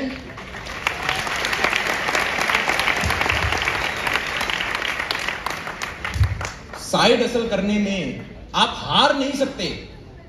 मैक्स टू मैक्स क्या होगा, आपने 3 साल मेहनत करी, कुछ सीखोगे ही, हाथ पैर कुछ चलाए, कुछ एक्सपोजर ही मिलेगा, 4 लोग एक्स्ट्रा से बात ही करोगे। अरे हाँ या ना? प्रायोरिटी 1 किसको रखना? अपने कॉलेज की पढ़ाई को, क्योंकि उसमें 18 साल का इन्वेस्टमेंट किया और बहुत सारे पैसे भी लगे। पर अगर आपने 3-4 साल इसके अंदर लगाए, पहले 1-2 साल तो आपको स्किल सीखने में लगेंगे और उसके 1-2 साल आपको उस फील्ड में ग्रो होने में लगेंगे, और फिर आप देखोगे यार 2 साल 3 साल 4 साल हर एक के लिए अलग हो सकता है कि यार अब ये चीज बड़ी हो गई है, अब ये चीज रिटर्न दे रही है। जिस दिन वो चीज बड़ी हो जाएगी आप खुद सबसे लड़ पड़ोगे, आप खुद फैमिली को मना लोगे, आप खुद अपने दोस्त उनके तो आप कंसिडर ही नहीं करोगे कि वो क्या बोल रहे हैं, आप खुद वो चीज कर लोगे। प्रश्न ये है कि क्या आप उसके अंदर रिक्वायर्ड एफर्ट डाल रहे हो, effort in a right direction. तो अगर नेहा यहां पे खड़ी हुई है तो मैं अपने पापा से पूछने नहीं जाता पापा नेहा से बात कर लूं क्या। तो उसी प्रकार से अगर आपको कोई साइड हसल करनी है तो हमारा ये बहाना नहीं होना चाहिए मेरे पापा मेरे को मना कर रहे हैं, वो तो करेंगे ही क्योंकि उन्होंने तो आपको यहाँ इंजीनियरिंग करने भेजा है। अरे हाँ या ना? मुझे वो जो बच्चा मिला, मैंने पूछा यार इन्वेस्टमेंट करने के पैसे कहाँ से आए तुम्हारे पास, एक गाड़ी में इन्वेस्ट कैसे कर दिया तुमने? बोला 8 लाख के करीबन का गाड़ी था पर मेरा 1.25 लाख का डाउन पेमेंट का कहाँ से आए। तो बोला हॉस्टल में रहने का यहाँ पे कुछ 1,20,000 रुपए टाइप है, शायद इतना ही होगा। मैंने कहा कि मैंने बाहर एक किराया रूम में ले लिया, 2,000 रुपए मेरा पड़ता है। तो जो भी नेट अमाउंट बचा वो सारा का सारा मैंने उस स्टार्टअप में इन्वेस्ट कर दिया। मैंने कहा लॉस में पॉजिटिव हूँ? बोला 1.25 लाख लगाया था, 3 लाख कमा चुका हूँ। अब वो व्यक्ति कह रहा है कि मैं शायद आगे प्लेसमेंट ले लूं। उसने साइड हसल स्टार्ट करी, उसने इन्वेस्टमेंट भी करा, उसने थोड़ा कमा भी लिया, पर उसने कहा मेरे को स्टेबिलिटी ज्यादा चाहिए। पर क्या उसे पिछले 3 साल में कोई नुकसान हुआ? अरे अगले 5 महीने पढ़ के निकाल लो, अभी तो 4th ईयर पढ़ा है, 3rd ईयर 4th ईयर 2 पढ़े हैं, 1 साल पढ़ के अपना निकाल लो प्लेसमेंट। पॉइंट बीइंग उसे कुछ चीज सीखने को मिली। तो इसी प्रकार से आप भी, और एक और सेकंड चीज होती है, नेहा के केस में काफी बार बोला जाता है बेटा एक बार पहले जॉब पकड़ लो उसके बाद कुछ भी कर लेना। तो इसको भी एक और एग्जांपल से समझने की कोशिश करूं। मान लो यहाँ पे नेहा खड़ी हुई है और आप कॉलेज के 1st ईयर में हो, क्या 4 साल बाद भी नेहा वहीं खड़ी रहेगी? क्या आपको लगता है नेहा आपका इंतजार कर रही है? नेहा तो चली गई। तो अपॉर्चुनिटीज, आपकी जो टाइमिंग है, टाइमिंग बहुत ज्यादा इंपॉर्टेंट होती है। और काफी सारे ऐसे डोमेन्स होते हैं जहां पे आपको लगता है यार अभी ये चीज उठ रही है, मुझे इसमें जंप करना चाहिए या शुरू करना चाहिए। ठीक है, जैसे मैं बता रहा था 2015 के अंदर YouTube को एज अ टिकटॉक देखा जाता था, 2020 में देखते थे। उसका एक एग्जांपल देता हूँ मैं। तो 1st ईयर में बैठा हूँ, एक क्लास में एक लड़की, वो ऐसे आई, मैं वहाँ खड़ा हुआ हूँ। एक तो व्यू नहीं आते, 10-15 व्यू आते हैं उसमें। अमन, मैंने कहा हाँ। तो YouTube पे वीडियो बनाते हो? मैंने कहा हाँ। वो ऐसे देख रही है, मुड़ी और चली गई। मैंने कहा क्या इतना घटिया काम कर रहे हैं कुछ, मतलब इतना खराब काम है कुछ? पॉइंट बीइंग, शुरुआत में जब भी आप कोई चीज करोगे तो ऐसी छोटी मोटी चीजें होती रहेंगी, पर वहाँ एक शब्द है, वो फाउंडर मूवी अगर आपने देखी हो, मैकडॉनल्ड्स वाले की जो जर्नी पूरी बताई है, उसके अंदर लास्ट में वो एक मैसेज देता है। सबसे इंपॉर्टेंट क्या होता है? परसिस्टेंस। देखा है वो लास्ट की एंडिंग? सबसे इंपॉर्टेंट चीज ये नहीं है कि आप में टैलेंट कितना है, आपने क्या पढ़ के आए हो क्या नहीं पढ़ के आए हो, सबसे ज्यादा होती है परसिस्टेंस। और परसिस्टेंस को अगर मैं ब्रेक करूं 2 शब्दों के अंदर, तो उसमें पहला शब्द है कॉन्फिडेंस। अगर आप एक लर्नर हो, इसको रिपीट करते हैं, मैं एक लर्नर हूं जिसके एक हाथ में है कॉन्फिडेंस और दूसरे हाथ में पेशेंस। तो if you are a learner जिसके पास कॉन्फिडेंस है, कॉन्फिडेंस इसलिए कि यार अगर मैंने इस पे 3-4 साल लगाए तो कुछ बना जाऊंगा, और नहीं भी बना तो सीख जाऊंगा, काफी कुछ सीख जाऊंगा। और फिर आपके पास पेशेंस है 6 महीने, 1 साल, 1.5 साल, 3 साल, 4 साल, 5 साल उस चीज पे करने का, तो जनाब आप खींच जाओगे उस चीज के अंदर। कोई डोमेन छोटा नहीं होता। ऐसा नहीं बच्चे पूछते भैया किस डोमेन के अंदर मैं अपने अगले 2 या 3, 4, 5 साल लगाऊं। देखो यार, ऐसे इंजीनियर्स भी हैं जिनको जॉब नहीं मिलती, और ऐसे इंजीनियर्स भी हैं जिनकी करोड़ों की जॉब है। ऐसे डॉक्टर भी हैं जिनकी जॉब नहीं लगती, और ऐसे भी हैं जिनके बड़े अच्छे क्लिनिक चल रहे हैं, हाँ या ना। ऐसे लॉयर्स भी हैं जिन्हें यार बिल्कुल काम नहीं मिल रहा, पेड़ों के आसपास घूम रहे, और ऐसे भी हैं जो कि भाई एक सेशन के आपसे कहेंगे कि भाई 4 लाख रुपए लगेंगे, दिन के अंदर 4 सेशन लेते हैं वैसे, मतलब लेने वाले तो 10-12 लाख भी ले लेते हैं एक सेशन के, सीनियर एडवोकेट्स। तो कोई डोमेन, अर्बन कंपनी आप जानते हो, पाइप, प्लम्बर, मेकअप, ये सारा, तो देखो नेशनल लेवल पे कंपनी बना दी। कोई काम छोटा नहीं है, प्रश्न ये है क्या आप उसे नेशनल लेवल पे लेके जा सकते हो। एक और छोटा सा इंसाइट मैं देना चाहूंगा यहाँ पे, क्योंकि ये 99th सेमिनार है। मान लो किसी व्यक्ति को महीने का 10,000 रुपए कमाना है, ठीक है, जो जो आपको ठीक लग रहा है और उसको लिख लेना, वरना 2 दिन पुराने खाने की तरह हम भूल जाएंगे। भूल भी जाओगे तो भी आया भी था कोई, या हाँ बात तो हुई थी, पता नहीं क्या बात हुई थी, कुछ तो हुई थी, लिख लेना उसे, लिख के याद रहती है। और घर जाके 4 लोगों को बताना, अगर आपको वो यूजफुल लगे तो। जबरदस्ती अपने दोस्त को बताओ, मम्मी को बताओ, पापा को बताओ, क्या कह रहे हैं, डांटेंगे, अरे बता दो। दीवार को बताओ, लिख लो, खुद सेल्फ अंडरस्टैंड करो। क्योंकि जब तक आप जिस प्रकार से 11th क्लास में फिजिक्स को रिवाइज करना पड़ता था, इसी प्रकार से आपको जो आपके बेसिक कुछ फंडे हैं, आप कहीं से भी सीखते हो, किसी पॉडकास्ट से सीखते हो, किसी सेशन, उनको रिवाइज मारते रहा करो। इससे पहले क्या बोल रहा था मैं, अगर आपको 10,000 रुपए कमाने हैं इंडिया के अंदर 1 महीने के अंदर, क्या क्या किया जा सकता है। मैंने कहा लेबर का वाला काम भी किया जा सकता है, यस और नो। 500 रुपए, 800 रुपए, 1000 रुपए दिहाड़ी पे जो काम होता है वो कर लो, कहीं रेस्टोरेंट पे जाके थोड़ा बहुत काम कर लो, 10,000 हो जाएंगे। अगर आपको करीबन 1 लाख रुपया कमाना है, ऐसे 10 हम ऊपर जाते जाएंगे। अगर आपको इंडिया में महीने का 1 लाख रुपए कमाना है तो क्या करना होगा। अरे कौन है यार ये स्टॉक्स, कौन है, स्टॉक्स को बाद में कवर करेंगे थोड़ी देर में। जब तक आपकी अर्निंग ज्यादा नहीं होगी ना, स्टॉक मार्केट क्या करेगा। आपका बेस, आपने प्रिंसिपल क्या लगाया वो बड़ा होना चाहिए, तभी तो उस पर आएगा, ठीक है। तो अगर आपको 1 लाख रुपए कमाना है, या तो आपके भाई फ्रेशर में बहुत अच्छी कंपनी में जॉब लग जाए, माइक्रोसॉफ्ट वगैरह इन तरह की, तो ये आपको 1 लाख रुपए का बेच दे देंगे, और बाकी इनका स्टॉक्स होता है। 40-50 लाख का पैकेज होता है, पर बेच तो 17-18 लाख का होता है, 1-1.5 लाख टाइप। तो एक तो तरीका है कि वहाँ 1 लाख का पैकेज मिल गया, या फिर एक हो सकता है कि आपको किसी छोटी कंपनी या किसी कोर के अंदर आपको शुरुआत में 40-50 हज़ार रुपए का जॉब मिला, आपने 3-4 साल काम किया, फिर आप 1 लाख पे पहुंच गए, हाँ या ना। इसी प्रकार से अगर कोई किसी की छोटी दुकान है तो वो भी शायद 1 लाख के करीबन कर रहा होगा। किसी की छोटी सी फैक्ट्री है, मैन्युफैक्चरिंग वगैरह, वो भी शायद 1 लाख के करीबन थोड़ा थोड़ा ऐसे कर रहे होंगे। अगर किसी व्यक्ति को 10 लाख पर मंथ कमाना है, ये कौन से लोग हैं, पहले हम देख तो लें कि ये व्यक्ति हैं कौन, दिखते कैसे होंगे हमारी सोसाइटी में जो महीने का 10 लाख कमाते होंगे। 10 लाख कमाने वाले या तो वही व्यक्ति जिसने माइक्रोसॉफ्ट ज्वाइन किया था 40 लाख के पैकेज पे, उसने 10-12 साल उस कंपनी के अंदर अच्छे से काम किया, और अब उसका बेस पे 8 लाख, 9 लाख, 10 लाख पर मंथ के करीबन पहुंच गया। अरे हाँ या ना। या फिर डॉक्टर के अंदर वो हो गया भाई जिसने अच्छे से अपना क्लिनिक रन कर रहा है, तो वो 10 लाख के करीबन का अपना महीने के अंदर धंधा कर पा रहा है। या किसी की शहर के अंदर थोड़ी अच्छी साड़ी की दुकान है, या अच्छी मिठाई की अग्रवाल स्वीट कॉर्नर है, ये वाले जो लोग हैं ये शायद 10 लाख के करीबन का अपना धंधा 1 महीने के अंदर कर रहे होंगे, यस और नो। एक होता है धंधा, एक होता है प्रॉफिट। एक हो सकता है आपने 10 लाख का धंधा किया हो, प्रॉफिट आपका 2 लाख का ही हो। 10 लाख का प्रॉफिट लाना बड़ा मुश्किल होता है। इससे ऊपर वाली कैटेगरी होती है कि आप महीने का 1 करोड़ कर रहे हो।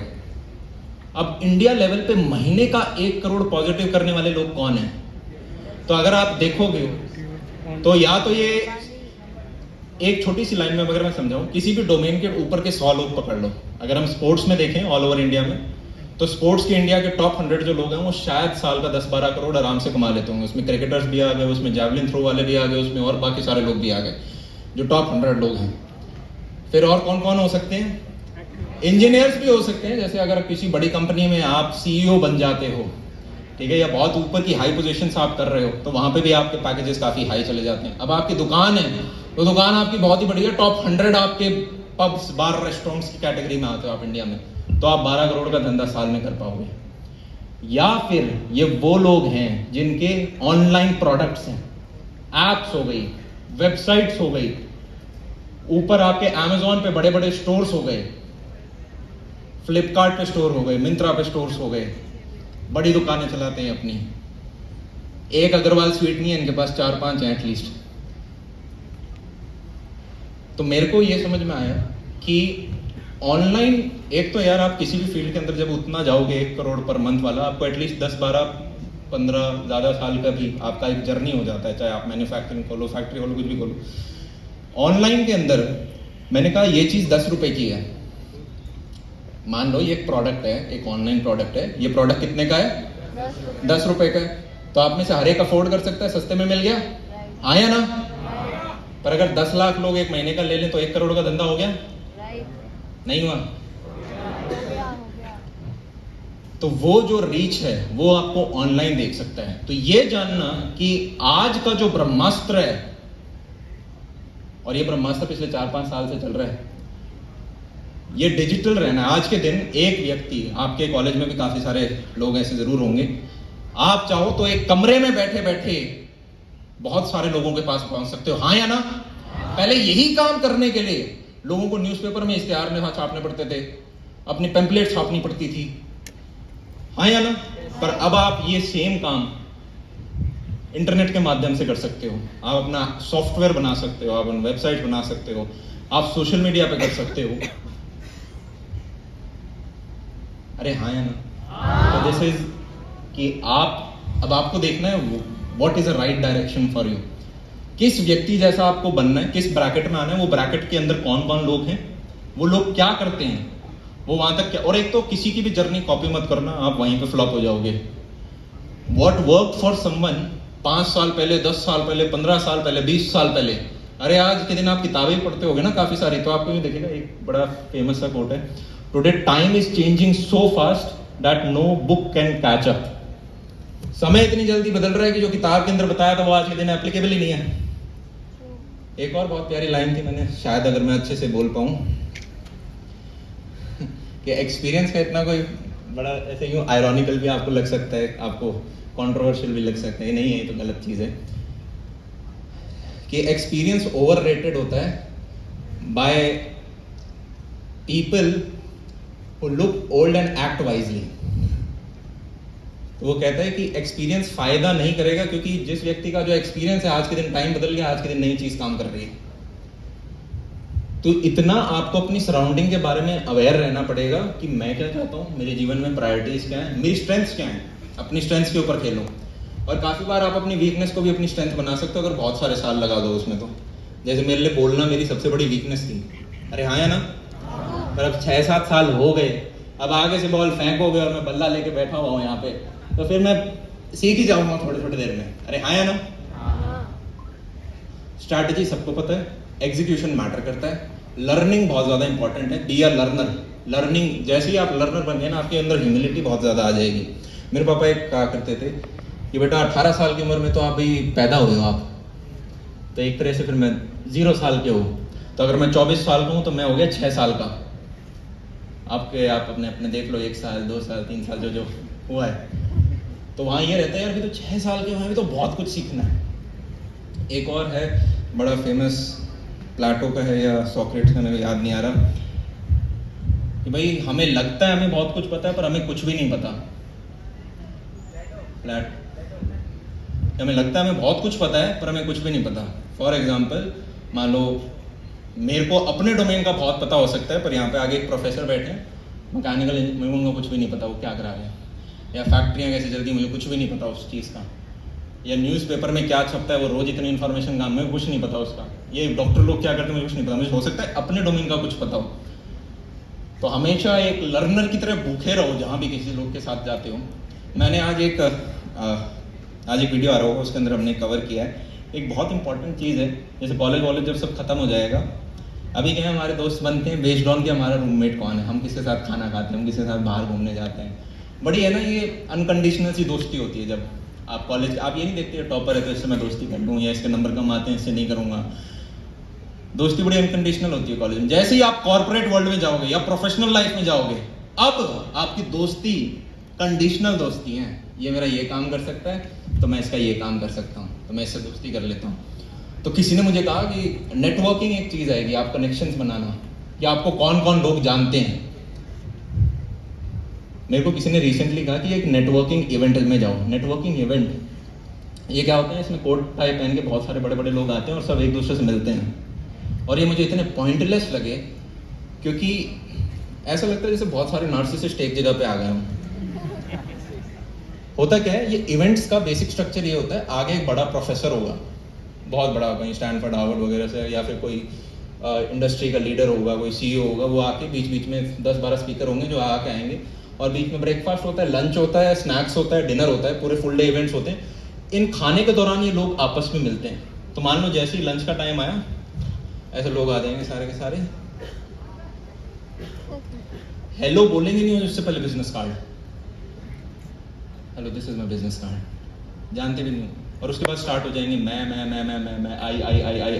आई am the greatest, we are the greatest, इस फील्ड के अंदर we are the biggest, we are the this. ऐसा लगता है जैसे एक नार्सिसिस्ट अपनी बढ़िया सी स्पीच दे रहा हो, और उसके बाद नेक्स्ट व्यक्ति, this is my business card, हम ये, ऐसे नेटवर्किंग नहीं होती। लगेगा मेरे में ऐसा क्या था जो बाकियों में नहीं है,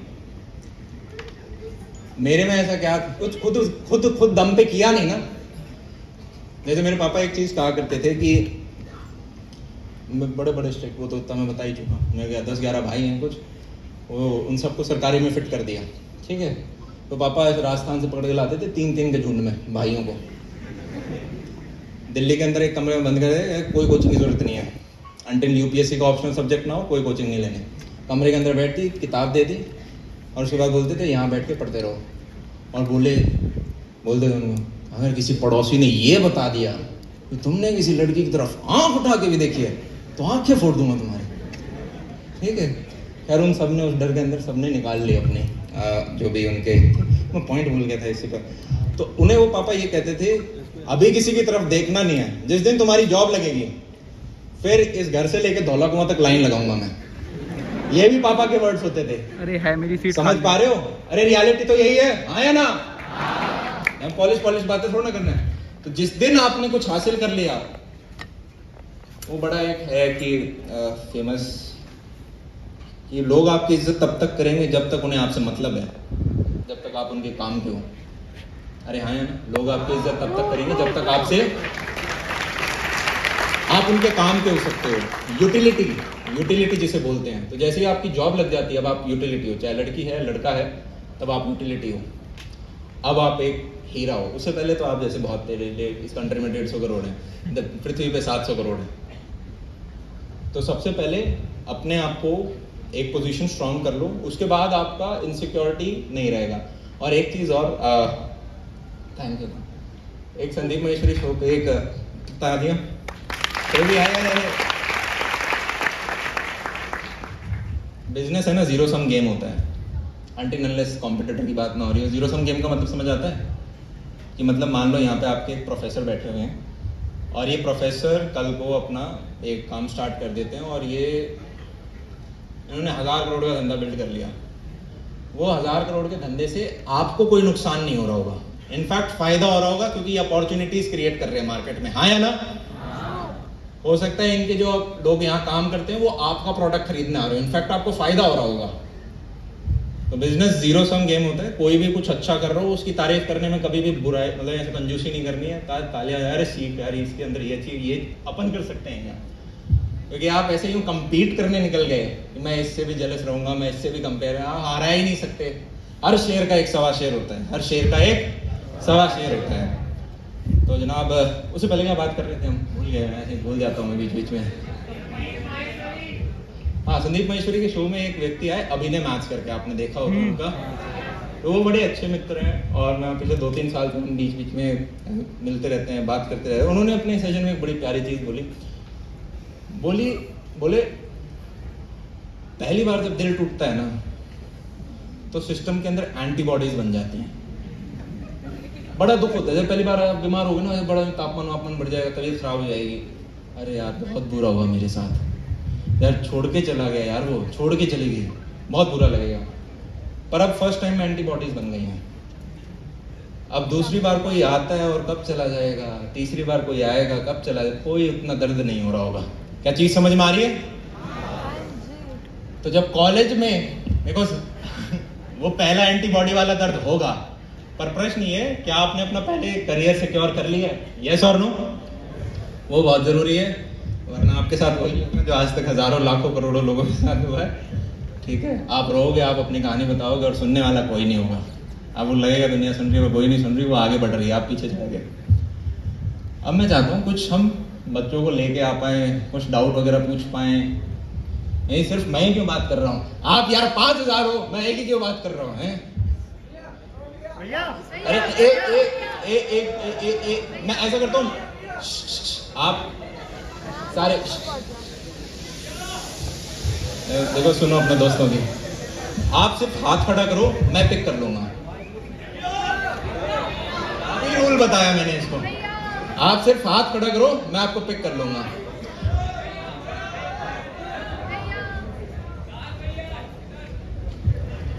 एक लड़का एक लड़की, एक लड़का एक लड़की, इस ऑर्डर में हम पिक करते जाएंगे।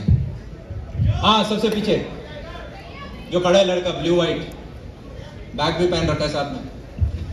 बैग क्यों पहना है? अरे क्लास बंक कर। बोलो बोलो बोलो बोलो। मुझे बस पूछना है कि हमें आपका मर्चेंडाइज पहनना है। क्या? हमें आपका मर्चेंडाइज पहनना है। मर्चेंडाइज पहनना? हाँ, हसलर्स वाला। अरे यार, हाँ, ये डाउट था आपका? ये मेरा सोल्यूशन था। मैंने आपको कई मेल्स रखे हाँ। जहाँ पे मेरा एक ब्रांड है जहाँ पे मैं स्टार्टअप खुद रन करता हूँ हैदराबाद के अंदर, जहाँ पे हम सारे यूट्यूबर्स को मर्चेंडाइज सोल्यूशन प्रोवाइड करते हैं।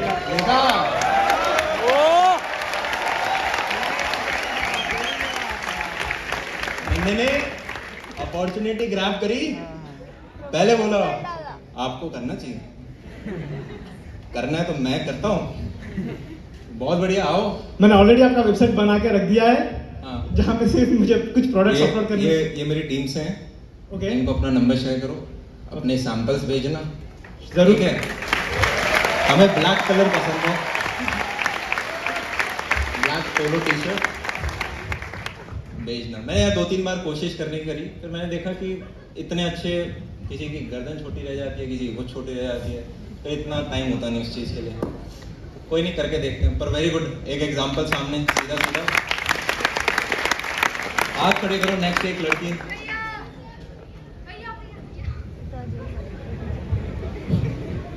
Hello, Bhaiya. हाँ. This is Amna. So I've been trying to do YouTube for like past 2 years, but वही वाला सीन ना, like I make 2-3 videos, पूरा अपना 100% देके, my friends like it, my relatives like it, but पापा को जैसे ही पता चलता है, like shut it down, focus on your studies. मेरा CGPA भी सही चल रहा है, attendance अच्छी चल रही है, I'm focusing on studies as well. But how do I convince my father that this is something I really want to do? 2 to 3 videos हैं। Yes, I do. कितने महीने में? Yes. अरे आपका मित्र कुछ बोलना चाह रहा है, हमेशा अच्छे से सुनो। Be a very good listener यार। सोचो आप बोलो और कोई लोग ऐसे बात करे, कितना बुरा लगेगा। आमना आमना। आमना, तो आप 2-3 वीडियो महीने के बनाते हो? जी। तो कितना सब्स हो गया? मैं बोल तो रही हूँ, मैं बीच में बंद कर दिया, लाइक मैं चैनल डिलीट कर अरे दी यार पापा सिंपल से क्वेश्चन, कितना सब्स हो गया? 300। 300 हुआ है? हाँ। 2 साल के अंदर? नहीं, 2 महीने में, like I shut it down. 2 महीने के अंदर? हाँ। फिर आपने रोक दिया, अब आपने 2 साल बाद वापस स्टार्ट किया? नहीं, अभी नहीं किया है। My father is not. देखो उनका बड़ा सिंपल डर है। मैंने क्या कहा, आप किसी चीज़ को स्टार्ट करते हो, मैं बता देता हूँ मैंने क्या किया था, ठीक है? और आई होप वो क्वेश्चन को एड्रेस कर पाए। बड़ा स्पीड से मैं बताता हूँ। मैंने जब शुरू किया था तो सिर्फ उस लड़की ने नहीं कहा था अमन तुम यूट्यूब वीडियो बनाते, और चली गई थी। मेरे मम्मी पापा ने भी ये कहा था। शुरुआत में तो उन्हें लगा कि यार अच्छा है वीडियो बना रहा है, पर जो जब बार बार देखने लगा तो उन्होंने कहा बेटा पढ़ने के लिए भेजा था, ये क्या वीडियो बनाते रहते हैं? मैंने कहा चलो बेवकूफ़ बनाते हैं, इन्हें क्या टेक्नोलॉजी के बारे में। मैंने कहा 10 मिनट का वीडियो है, 10 मिनट लगे बनाने में? 10 मिनट तो दे ही सकते हैं दिन के अंदर। लोग बाहर घूमते हैं, आप मैं एटलीस्ट ये काम तो कर रहा हूँ।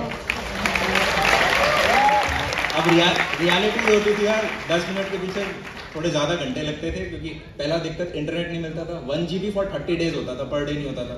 तो वाईफाई लैब के सामने जाके वो करो, कोई एडिटिंग सॉफ्टवेयर पेड नहीं होते थे, सिस्टम भी बड़े ख़राब होते थे, एक्सपोर्ट फेल हो जाते थे।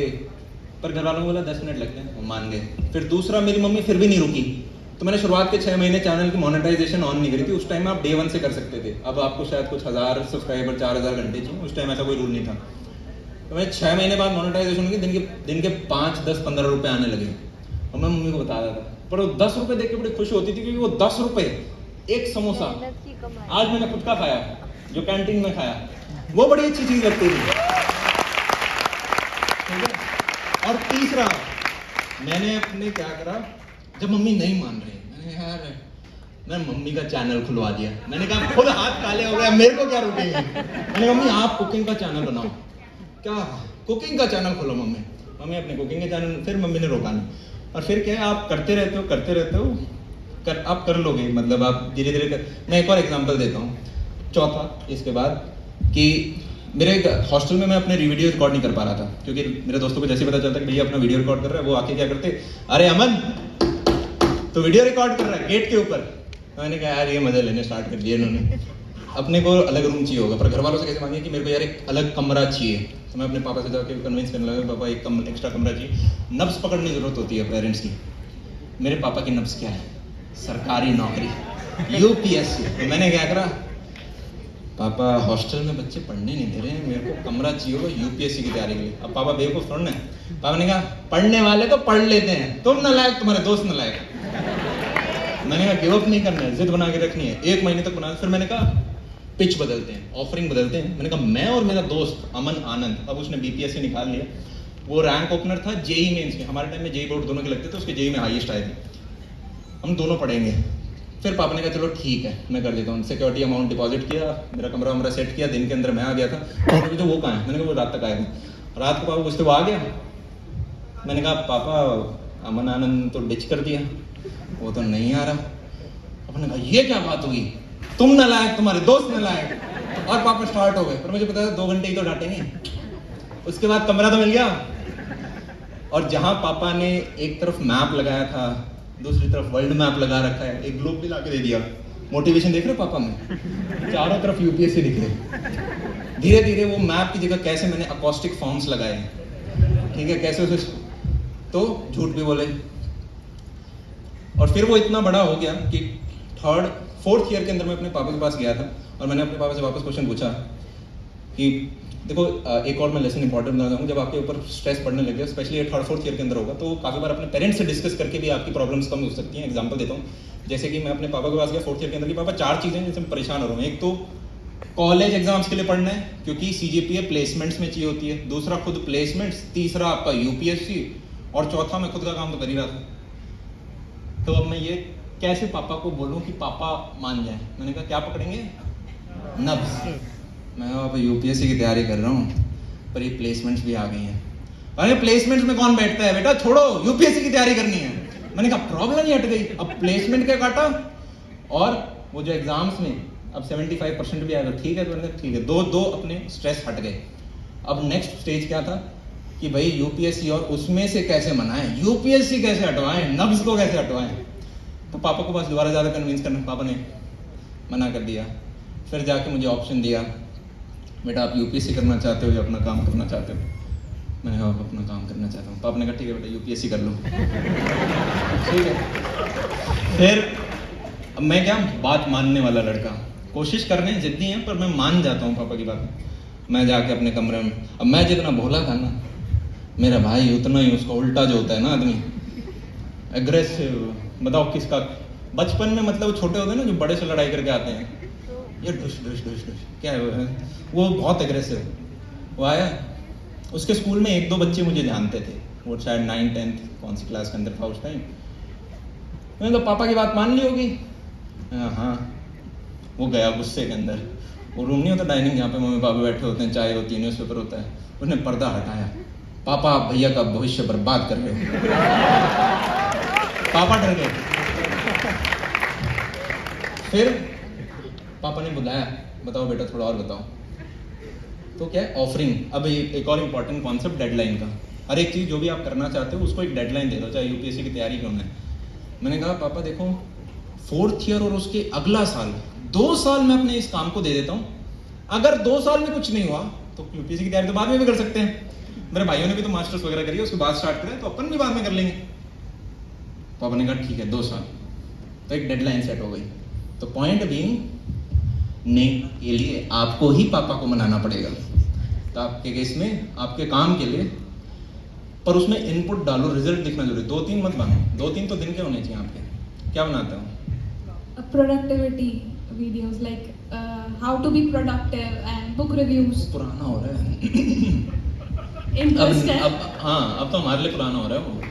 मैं कह रहा हूँ ना, जैसे जो चीज़ किसी और के लिए वर्क कर गई वो सबके लिए नहीं। अब नीश ओरिएंटेड हो रही है चीज़ें बहुत ज़्यादा। अब नीश ओरिएंटेड, यूएस में भी एक टाइम होता था टॉनी रॉबिन्स वगैरह चलते थे, अब वो नहीं चलते। अब या तो वो अडेप्ट करें, पर वो बूढ़े हो गए बहुत ज़्यादा, होंगे 70-75। तो आपको देखना पड़ेगा कि लोगों को क्या चाहिए आज के दिन, और उसके बाद आपको कंसिस्टेंसी, महीने के 2-3 से क्या चलेगा। एक वीडियो बनाने में कितना टाइम लगता है? एक दिन? तो दिन के 2-3 दिन दे रहे हो, फिर कह रहे हो पापा बोल देंगे हाँ। नहीं, थोड़ा इनपुट आपको ज़्यादा बढ़ाना पड़ेगा। और अभी कौन सी ईयर में आ गए हो? सेकेंड ईयर के अंदर हो, स्टार्ट हुआ है? हाँ, सेकेंड स्टार्ट हुआ है। तो इनपुट डालते जाओ। 365 दिन मतलब 365 वीडियो। 365 वीडियो जब आप डिलीवर कर दो, हर एक को फॉलो अप करो, कमेंट्स में लोग क्या चाहते हैं। एक बड़ा अच्छा ट्वीट था, मैंने कल ही एक फोटो डाली, चाय सोटा बार, आपने नाम सुना होगा, अनुभव दुबे। उसने कहा मैं चाय नहीं पीता पर मेरा चाय का धंधा है। तो वो करो जो आपका कस्टमर आपसे चाहता है, ठीक है? तो कमेंट्स आप पढ़ोगे तो वो आपको बता देंगे वो आपसे क्या चाहते हैं। बस यही है। हाँ, थैंक यू वेरी मच।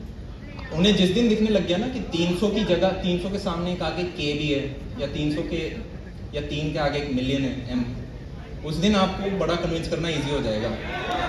लड़का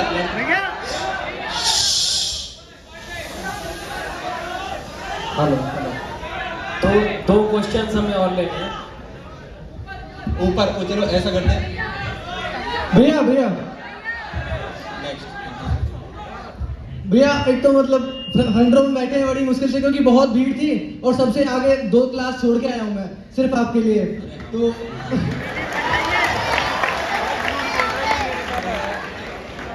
और भैया मेरे को ना 2-3 सवाल पूछने हैं आपसे। एक तो आप जो बताते हैं ना कि स्टॉक मार्केट में एक बार में एक पूछना है। ओके भैया, सिर्फ एक कौन सा है? 3 में से एक पिक कर लो। चलो ठीक है। मैं एक पूछता हूँ कि जो ऐसे स्टॉक मार्केट जो है उसके अंदर इन्वेस्ट का सोचते हैं कई बार, और सोचते हैं कि अपना जो पैसा अभी स्टॉक मार्केट में ना लगा के अपना जो अपना खुद का धंधा है, आप जो बिजनेस अपना एंटरप्रेन्योरशिप या फिर अपना कुछ और जो हम करना चाह रहे हैं उसमें लगाएं। तो क्योंकि अभी हमारे पास इतना कैपिटल नहीं है कि उसमें लगा सकें हम पूरा पैसा, तो इसलिए मैं सोचता हूँ कि अपना स्टॉक मार्केट और धंधे में से किसको मतलब इस टाइम चुनना बेटर रहेगा। थोड़ा सा इसके बारे में थोड़ा मतलब जब आप अपने कॉलेज के अंदर होते हो, सबसे बड़ा इन्वेस्टमेंट कौन सा है?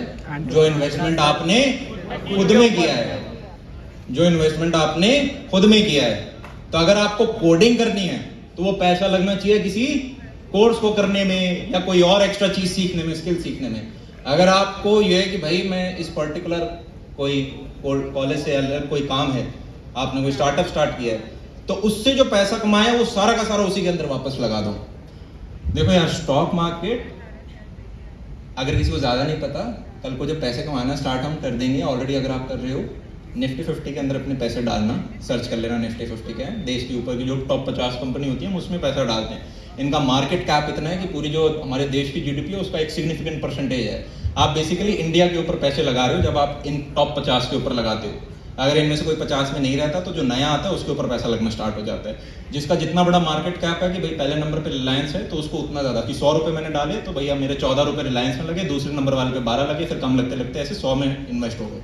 आप मंथली सिप कर सकते हो, या लमसम होता है कि जैसे मार्केट ड्रॉप हुआ तब आपने एकदम से पैसा मार्केट के अंदर डाल दिया कि वो उठ रहा है। जैसे कोरोना में बहुत डिप आया था, एकदम से आपने इन्फ्यूज किया पैसा, वो बढ़ गया। ये है जो भी व्यक्ति अपना स्टॉक मार्केट एक फुल टाइम जॉब है, समझो इसे। स्टॉक मार्केट कुछ लोगों का फुल टाइम जॉब होता है, हाँ या ना? तो या तो आप दिन के उसको अपना पूरा लगा रहे हो और वही आपका प्रायोरिटी काम है जीवन का। अगर वो नहीं है और आप अपना जीवन में अलग काम कर रहे हो, चाहे वो जॉब हो गई चाहे आपने खुद का काम किया, तो आपके पास टाइम नहीं है इन चीजों का। आप सीधा यूं देखते हो कि 2-4 म्यूचुअल फंड है जिनमें से एक निफ्टी इंडेक्स फंड है, इसके अंदर मैंने पैसा डाल दिया, और फिर आप पेशेंसली बैठे रहते हो 10 साल 20 साल 30 साल। भैया आपने जो बोला ना कि अपना पैसे ना मतलब क्योंकि जो स्टॉक मार्केट एक है कि आप मार्केट में डाल रहे हो 5,000 रुपए, एक है आपकी कल को जॉब लग गई, आप डाल रहे हो 50,000 रुपए। मैं कह रहा हूँ जॉब के लिए पढ़ लो, फिर 50,000 डालना, 5 से ज्यादा फर्क रिजल्ट नहीं दिख रहा होगा। अनटिल अनलेस आप कॉलेज के 3-4 साल ऑलरेडी कुछ ट्रेडिंग वगैरह जैसी चीजें कर रहे थे और वही आपका फुल टाइम है। बिल्कुल पर भैया। वहां पे भी पढ़ाई को तब तक मत छोड़ना जब तक वो बहुत स्ट्रांग हो जाए। हाँ भैया, भैया मैंने ना ट्रेडिंग की है, मतलब स्टॉक में इन्वेस्ट नहीं कर रहा हूँ मैं, क्योंकि मैं सोचता हूँ कि मेरे पास कैपिटल नहीं अब है। नेक्स्ट क्वेश्चन में बोले किसी और से बैक ऑफ द बता रहे हैं हमारे पास समय थोड़ा कम है, ऊपर बात- भैया को जाना भी है, ऊपर एक क्वेश्चन और लेंगे हम।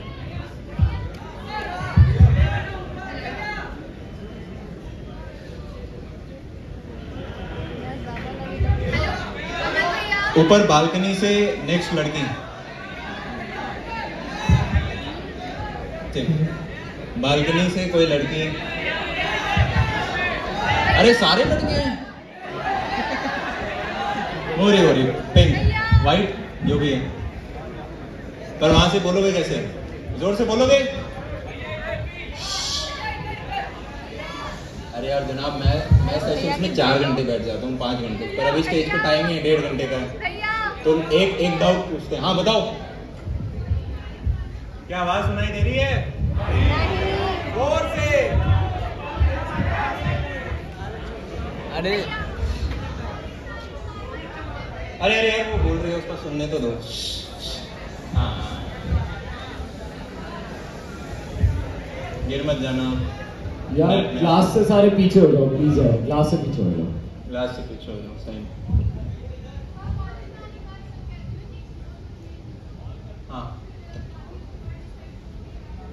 एक्सप्लोर करो, उसके बाद डिसाइड करो। मैं बाकियों के लिए क्वेश्चन रिपीट कर रहा हूँ। हाँ, पर मैंने अभी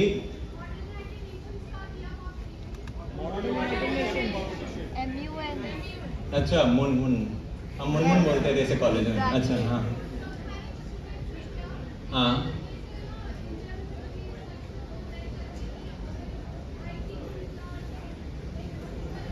क्वेश्चन क्या है?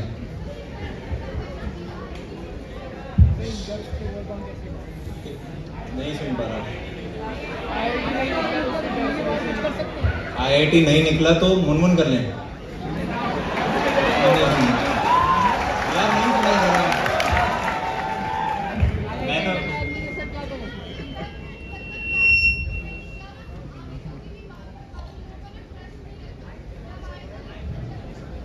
हाँ, तो रिजल्ट दिखाना पड़ेगा।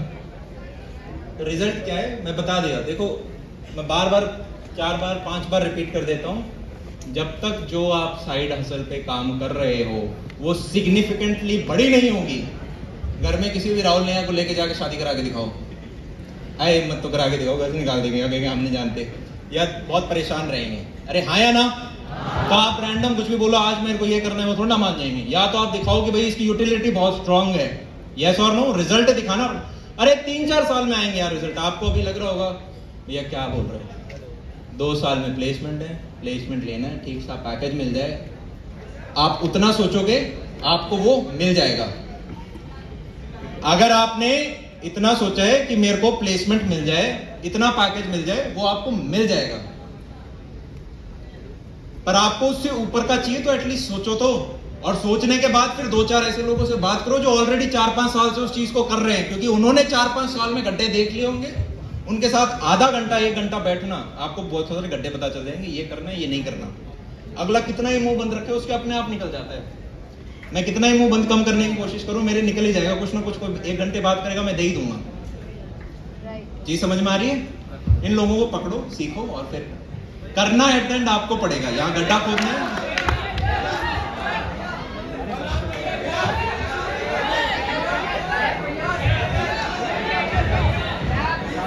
यार इन्होंने टाइम अप कर दिया। मैं तो बहुत लंबा बैठ सकता हूँ, आप थक जाते, मैं नहीं थकता। लास्ट क्वेश्चन करें, एक फाइनल क्वेश्चन।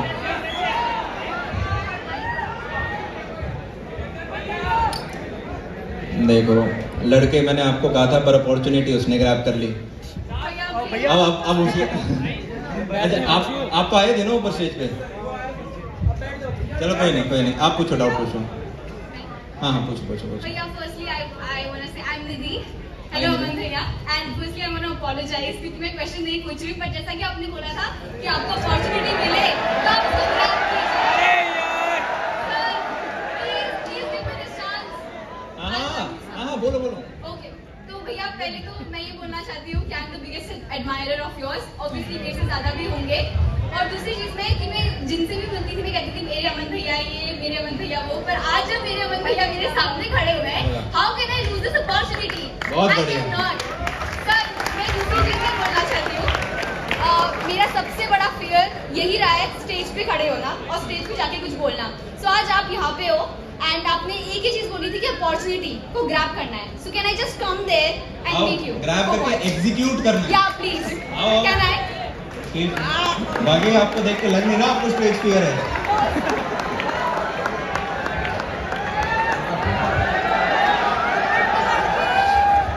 एनर्जी है अभी।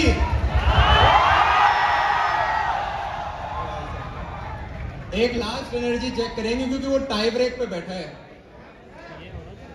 जो भी फर्स्ट पे आता है ना मैं जिस भी कॉलेज में जाता हूँ उस कॉलेज के अंदर नाम लेता हूँ कि वहां के बच्चे सबसे एनर्जेटिक थे। ओके पहली चीज तो मैं बोलना चाहती हूँ I literally manifested this meet. मैंने अपनी जर्नल में लिखा था कि I am gonna meet Aman भैया today on 30th August and वो literally I said it thank you I am a huge believer of universe and today this is happening और मुझे जब इतनी बड़ी अपॉर्चुनिटी मिली है तो how can I use it I have to be here.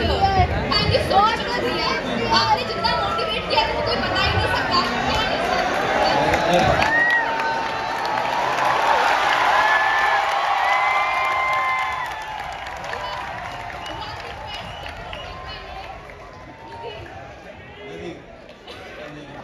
Thank you so much.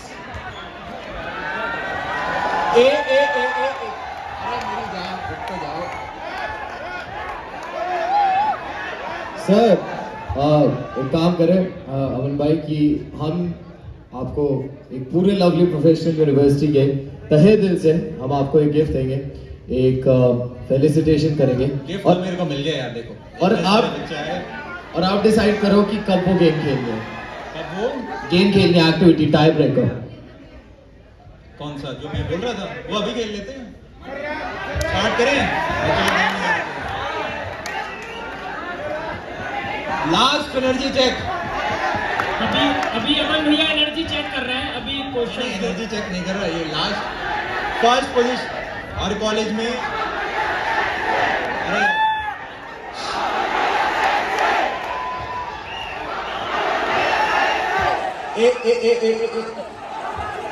एक word है। हमने सेशन का शुरुआत करा था कि अपने अंदर वो डेल्टा लेके आना, वो डिफरेंस लेके आना।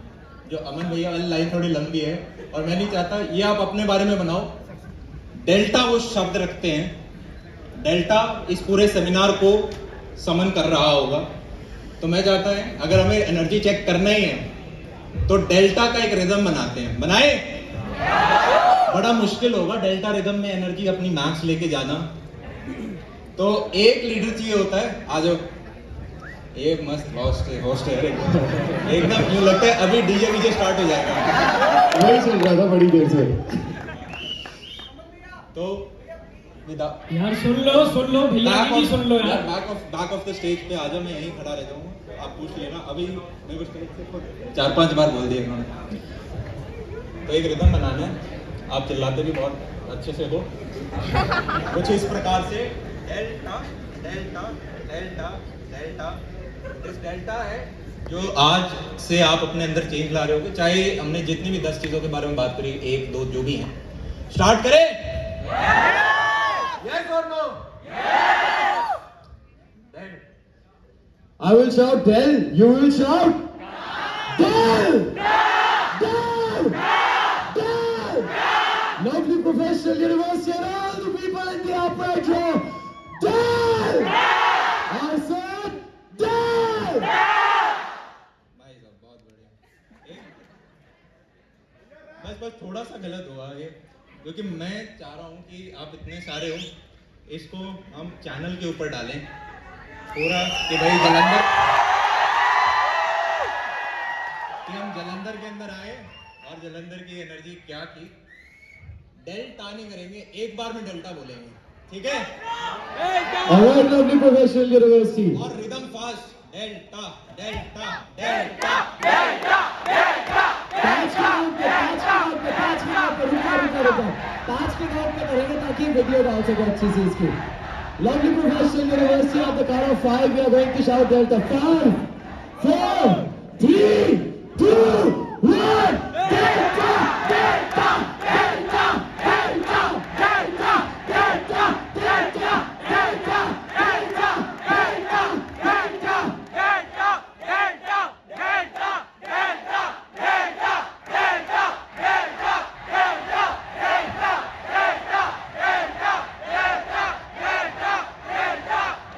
Delta, Delta, मैंने ये जो शाउट करवाया है, मैं हर कॉलेज में जाके ये शाउट इसलिए कराता हूँ। मुझे लगता है हर भीड़ के अंदर कुछ इंट्रोवर्ट्स बैठे होते हैं, कुछ के अंदर की आवाज बैठी होती है। आप जब चिल्ला देते हो थोड़ा आदमी खुल जाता है, अरे हाँ या ना? ये जो एनर्जी है ये कॉलेज में ठंडी मत होने देना। जैसे जैसे 4th ईयर तक पहुंचो और उसके बाद कॉलेज के बाहर निकल के 30 साल 35 साल की उम्र में ये ऐसा बड़ा पेट करके वो इसको ठंडा मत होने देना।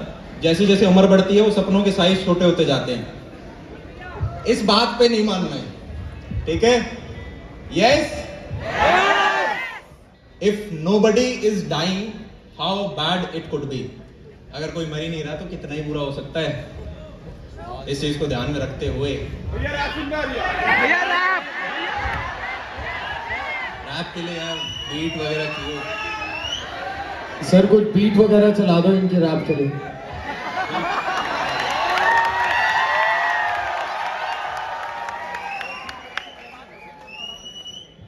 यार मेरे को lyrics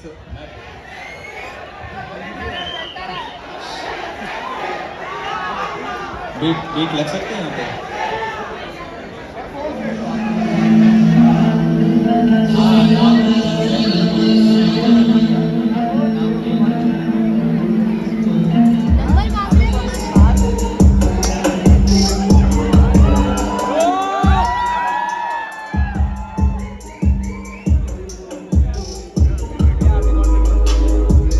Lovely professional university, are you ready for Aman Dattarwal's rap?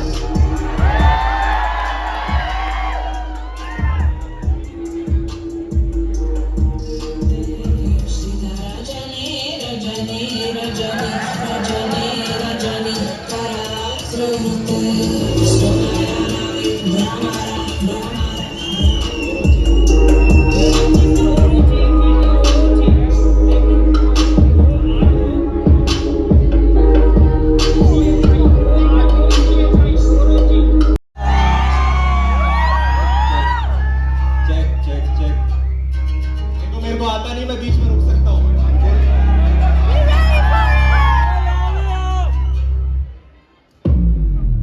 कमरे में दोस्तों के साथ विचार करना चाहिए किसी को फिर देखकर अपना हाल याद किए पिछले 4 साल। साहब मैंने रखा था हाथ में बसता था जेब की खाली और माल था फिजिक्स में बसता था म्यूजिक बहुत लाउड है, आवाज आ रही है?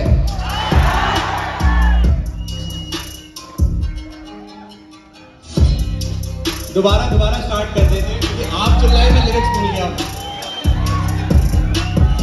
मेरी आवाज आ रही थी जो मैं बोल रहा था। एक थीम बता देते हैं। ये बेसिकली हम सबकी जर्नी है जो हम 10th 11th 12th और कॉलेज के अंदर आते हैं। लिरिक्स कुछ इस प्रकार से, वो शायद समझ ना आए तो मैं बता दूं।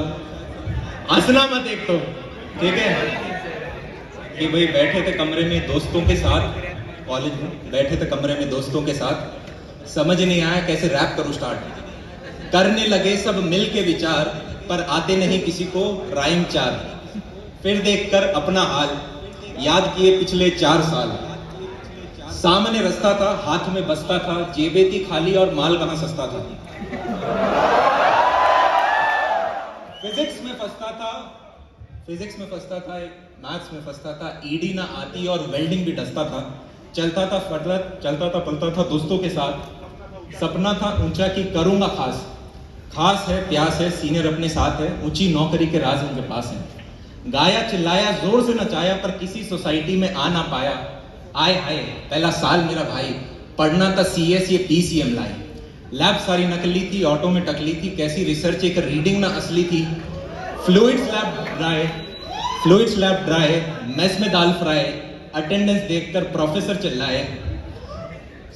सुने किस्से और कहानी मैंने लोगों की जुबानी, जियो जिंदगी कुछ ऐसे बने दुनिया दीवानी, फिर यार कुछ ढूंढ जो है सबसे बदमाशी याद रखे जो सभी दुनिया में पैसा कर दे सबको खराब। सच्ची यारी की ना कीमत ना कोई उसका हिसाब।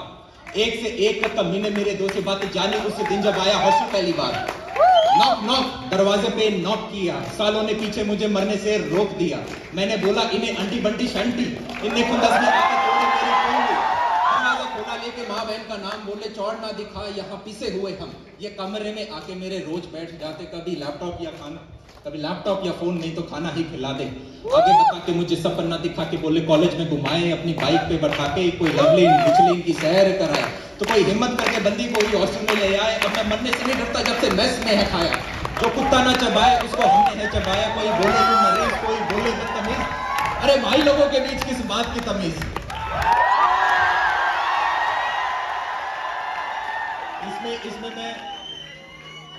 इसमें रैप का जो एक रैप जो है, इसमें मेरे एक सीनियर का भी बहुत ज्यादा कंट्रीब्यूशन है जिन्हें मैं क्रेडिट्स देना चाहूंगा।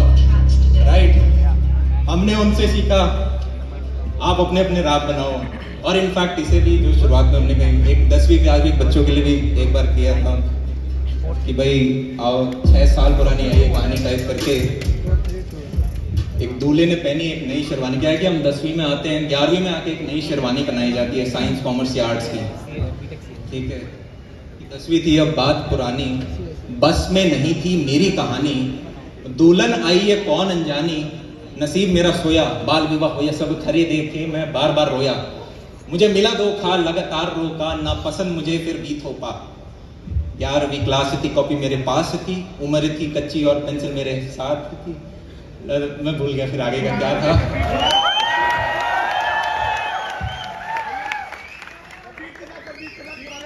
बीट के साथ, बीट के साथ मेरे को पता नहीं आवाज आ रही थी लास्ट तक। एक कर सकते हैं अगर स्टेज पर टाइम है तो कर सकते हैं। ठीक है, कल लोग करके देखें। अब तो आपको चलो लिरिक्स भी समझ आएंगे।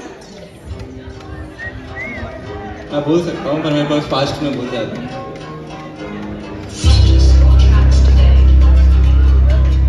क्या स्टार्ट हो गई? नहीं मतलब 0 से वापस स्टार्ट कर दो, मैं बीट भूल जाऊंगा कहाँ से स्टार्ट। और जाने मनो कैसे हो।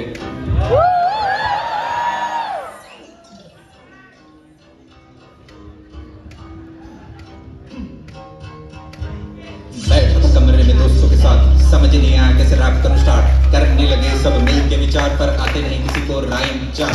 फिर देखकर अपना हाल याद किए पिछले 4 साल। सामने रास्ता था, हाथों में बसता था, जेब थी खाली और माल बड़ा सस्ता। फिर बीट के साथ मैं फ्लो नहीं बना पा रहा, फास्ट है थोड़ा।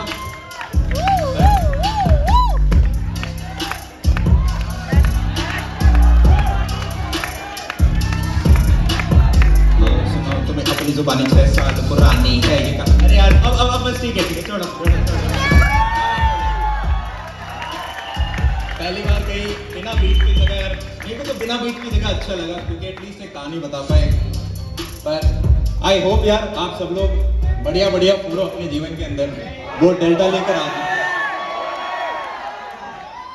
और जब भी जीवन में बुरा लगे, जब भी जीवन में कुछ बहुत अच्छा हो जाए, बहुत बुरा लगे, एक बड़ी प्यारी छोटा सा सेंटेंस है कि एक बार अकबर ने बीरबल से पूछा एक ऐसा लाइन बताओ जिसे सुन के खुश आदमी सैड हो जाए, सैड आदमी खुश हो जाए।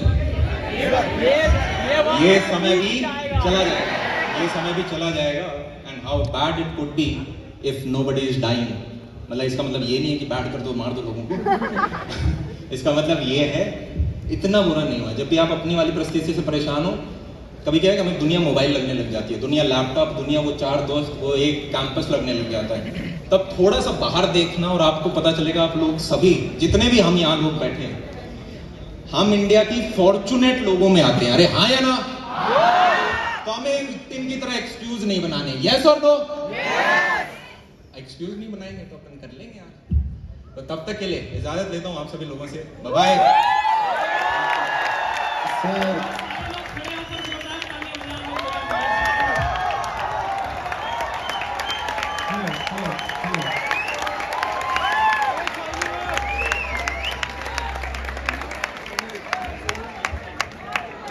ऑलराइट, सेल्फी ले लें।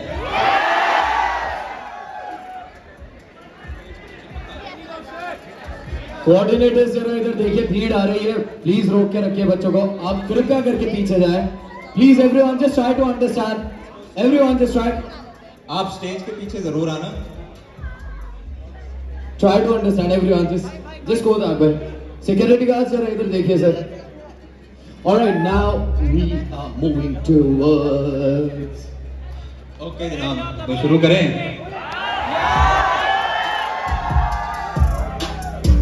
करोगे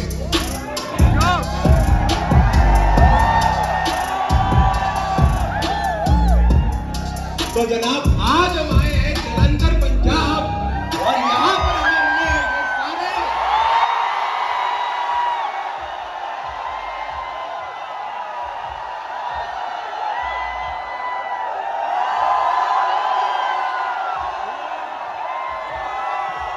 Ladies and gentlemen, give it up!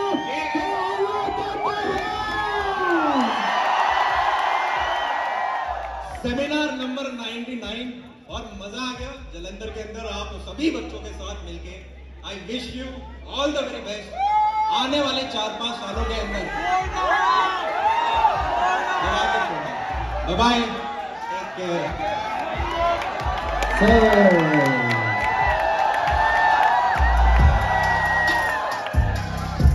Sir हमारे पास एक गिफ्ट है आपके लिए। So I would request Dr. Kanish Asa, Assistant Dean, Department of Entrepreneurship, Mr. Rohit Bitsa.